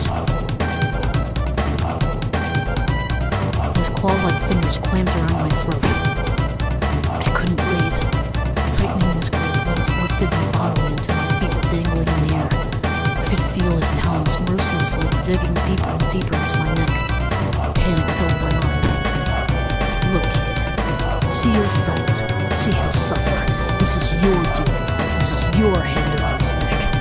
Kid's breathing was rapid and blood still dripped from her lips. Opening her eyes, she groggily raised her head. But she couldn't get up. She didn't have the strength. Surge, give me the time egg. Do you even know what it is? I suspect not. Think of it as a concentrated pocket of space. With the frozen flame and the time egg in hand, one can bend the fabric of space and time and rewrite the past. There are errors that I need to correct, mistakes in the past that must be set right. Lynx's narrow, motionless eyes returned to my face. How long before he perishes, I wonder? I struggled to breathe, could only make choking sounds. Kid screamed my name. Decide. Will watch the boy die, or will let it? Does his life mean nothing to you? I can't. She balled her hands into fists and dropped her gaze. My vision started to fade. And then I heard her voice as she struggled to speak through the pain. I'm sorry, Serge, but I swore I'd sacrifice anything to stop Lynx. Don't worry about me. Don't worry about me. It was all I could do to force the words out past Lynx's icy grip. I was starting to black out. Is this really how it was going to end?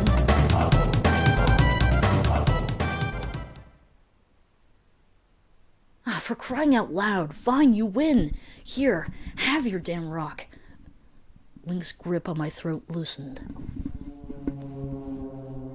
Groaning with pain, Kid reached a shaky hand into her shirt. I knew you would come around in the end.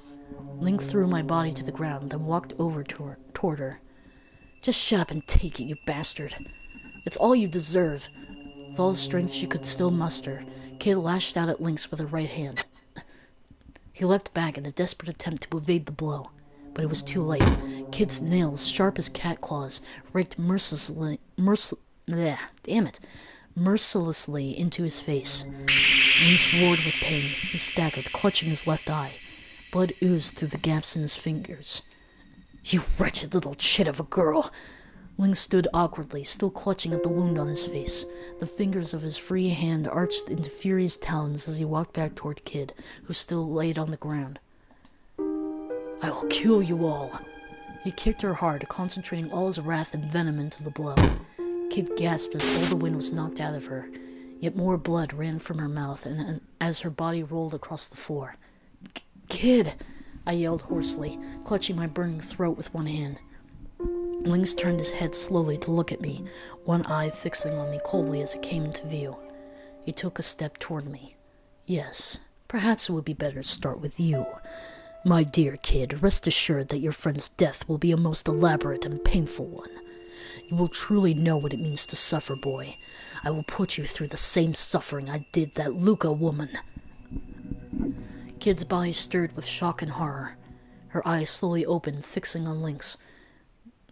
They were wild eyes, stained with the blood that poured from her brow. Gritting her teeth, she staggered to her feet. Lynx! Lynx! And then an explosion of light burst forth from the frozen flame. Another light began to form from somewhere near Kit's chest, resonating with the light from the frozen flame. The twin lights entwined, twirling slowly upward, and as it rose, the golden spiral spread. No, this can't be! Lynx stood motionless, transfixed by the spectacle. Was this the Time Egg's power?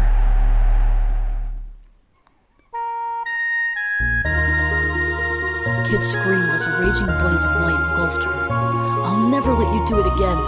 I'll never let you steal from me again! Bathed in the glow, her body shook. Blood-red tears dripped from her eyes as they took on a distant look, and then she collapsed to the ground as if all the life had gone out of her.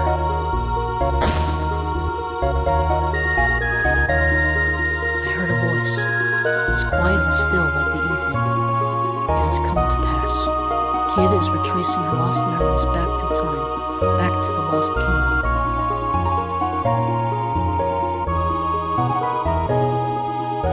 It was through her power that the kingdom fell, that it was swallowed in the all-encompassing vortex of time. In her grief, she wished to disappear, her past, her future. She wanted it all to sink into the void, to be lost in the seething whirl of time. She despised what she had done. She closed herself off from all that she saw and heard, and cursed her very existence. But the stone wished for her to live.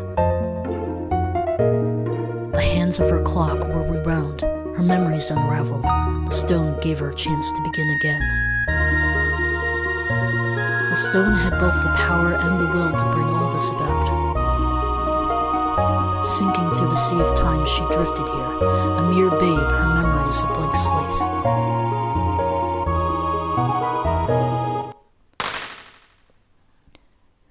The time egg shattered, its fragments raining down on the world, becoming shards of sorrow and anguish. The world around us drifted into pieces. It swallowed us, engulfed us. We were consumed, locked into the void. And then, a girl's scream echoed in the darkness. That voice, was that Kid? It sounded just like... No, this is all wrong. The black vortex, it surrounds us. No, stop! Not really sure who was saying that.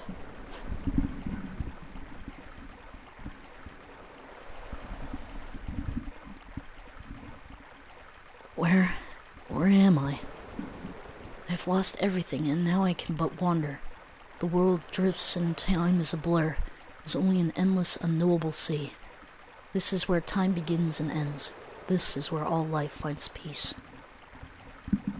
I see myself as a baby, crying next to my mother, an exhausted yet proud look upon her face.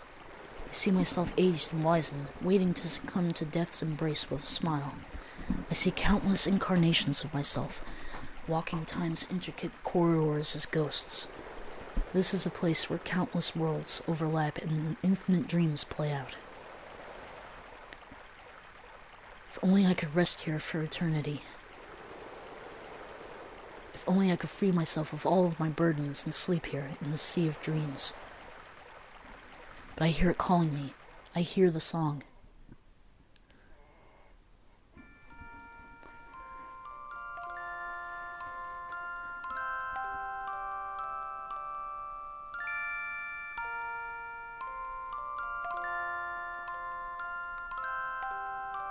Kid, please! Can you hear me? Kid! Kid, say something. Kid, you've got to stay with me. Who's that? Who's calling me?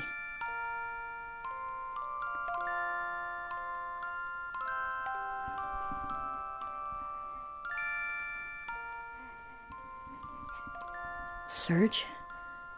Where am I? Kid? Kid, you're awake!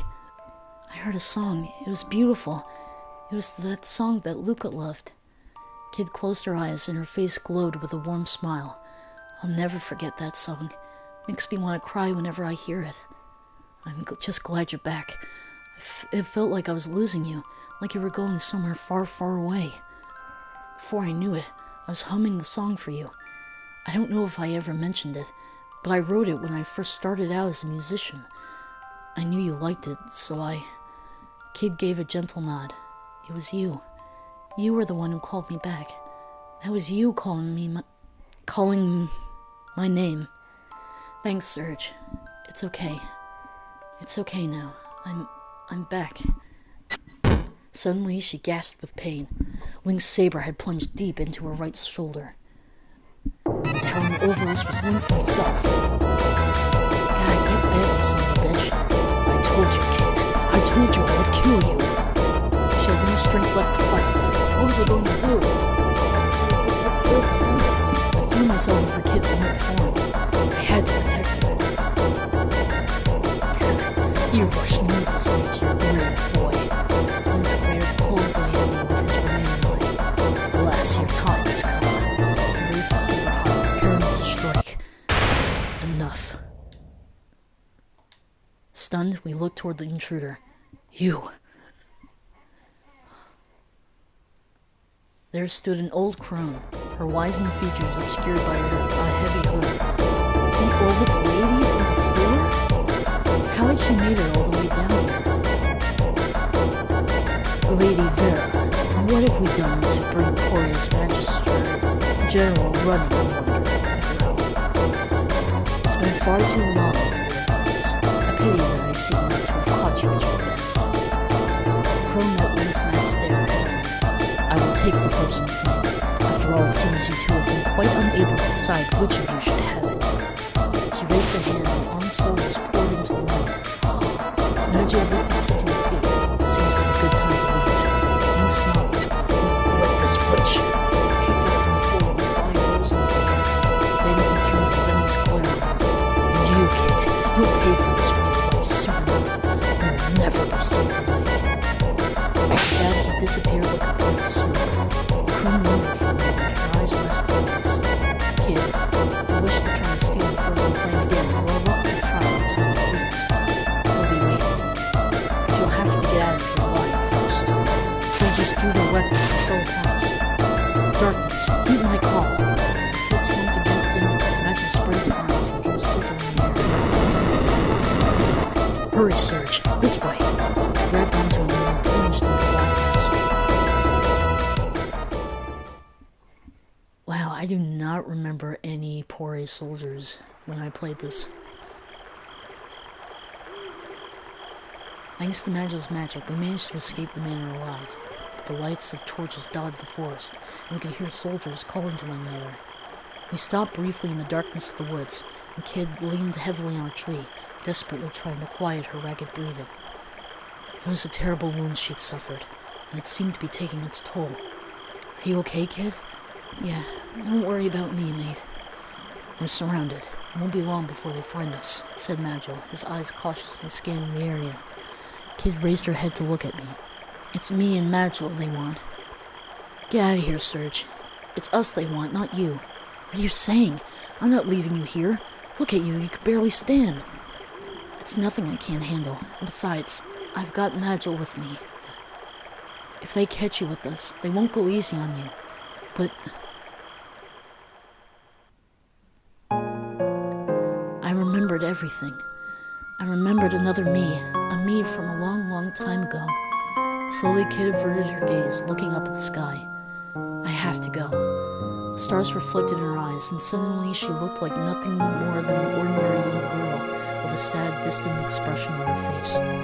Kid, don't worry, Serge. I'm okay. We'll meet again. Kid smiled.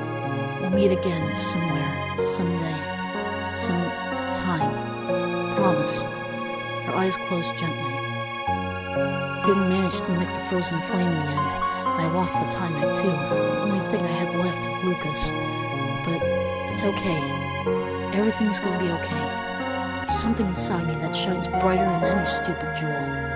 The most important thing in the world. She opened her eyes again and fixed them on me. I could have lost myself in their depths forever. No one can take it from me, not for as long as I live. There was nothing else in the world I wanted but this. I doubted I'd ever want anything again. I only wanted this moment. All the clocks in the world could have stopped right then and there for all I cared. That was exactly what I wished for as I gazed at her. Goodbye, Serge. And thanks. She looked down, then turned away and disappeared into the darkness of the night. Would I ever see her again? Kid! Don't follow me, Serge. Please, just don't. I strained to try and catch a glimpse of her as the last traces of her shadow vanished toward a place I might never reach again. No, Kid! I leapt to my feet, meaning to chase after her, but a shadow soon blocked my path. Magil? Without saying a word, he slowly shook his head. Behind the mask, I saw sadness in his eyes. Then the shadow withdrew and melted into the darkness. Magil! Kid! Wait! Don't leave me! I screamed into the night, but there was no reply. The black silence swallowed my cries.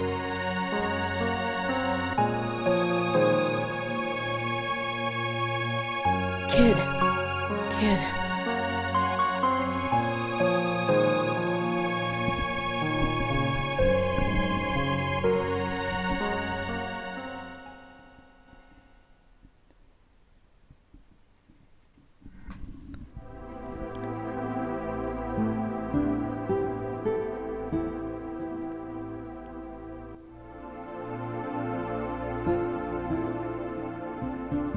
And so ends another tale. Perhaps one day I'll see Kid, Magil, and Riddell again. One day. Somewhere, at another time, in another world. Perhaps none of us will even realize it. But that's a story for another day. For now, I must put down my pen.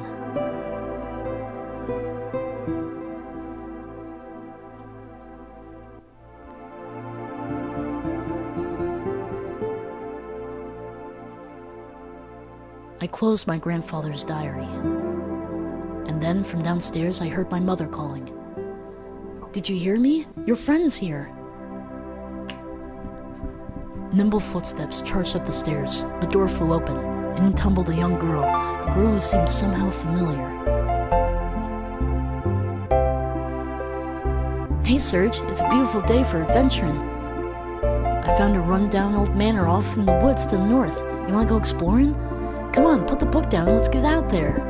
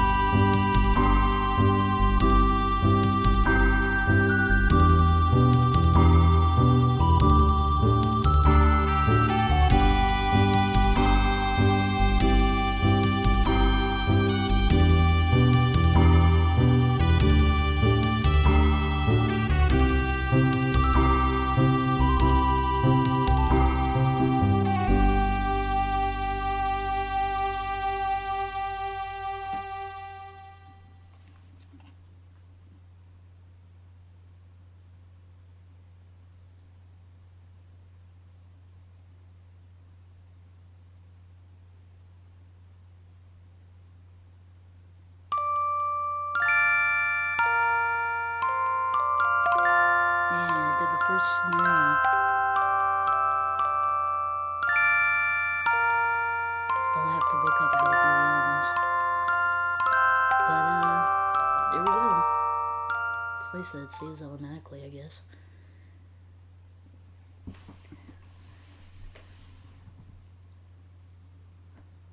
I had to, quiet down halfway through because I was talking too loudly and kept someone from sleeping. So the reading probably could have been better, but that was Radical Dreamers. Thanks to whoever watched the stream, and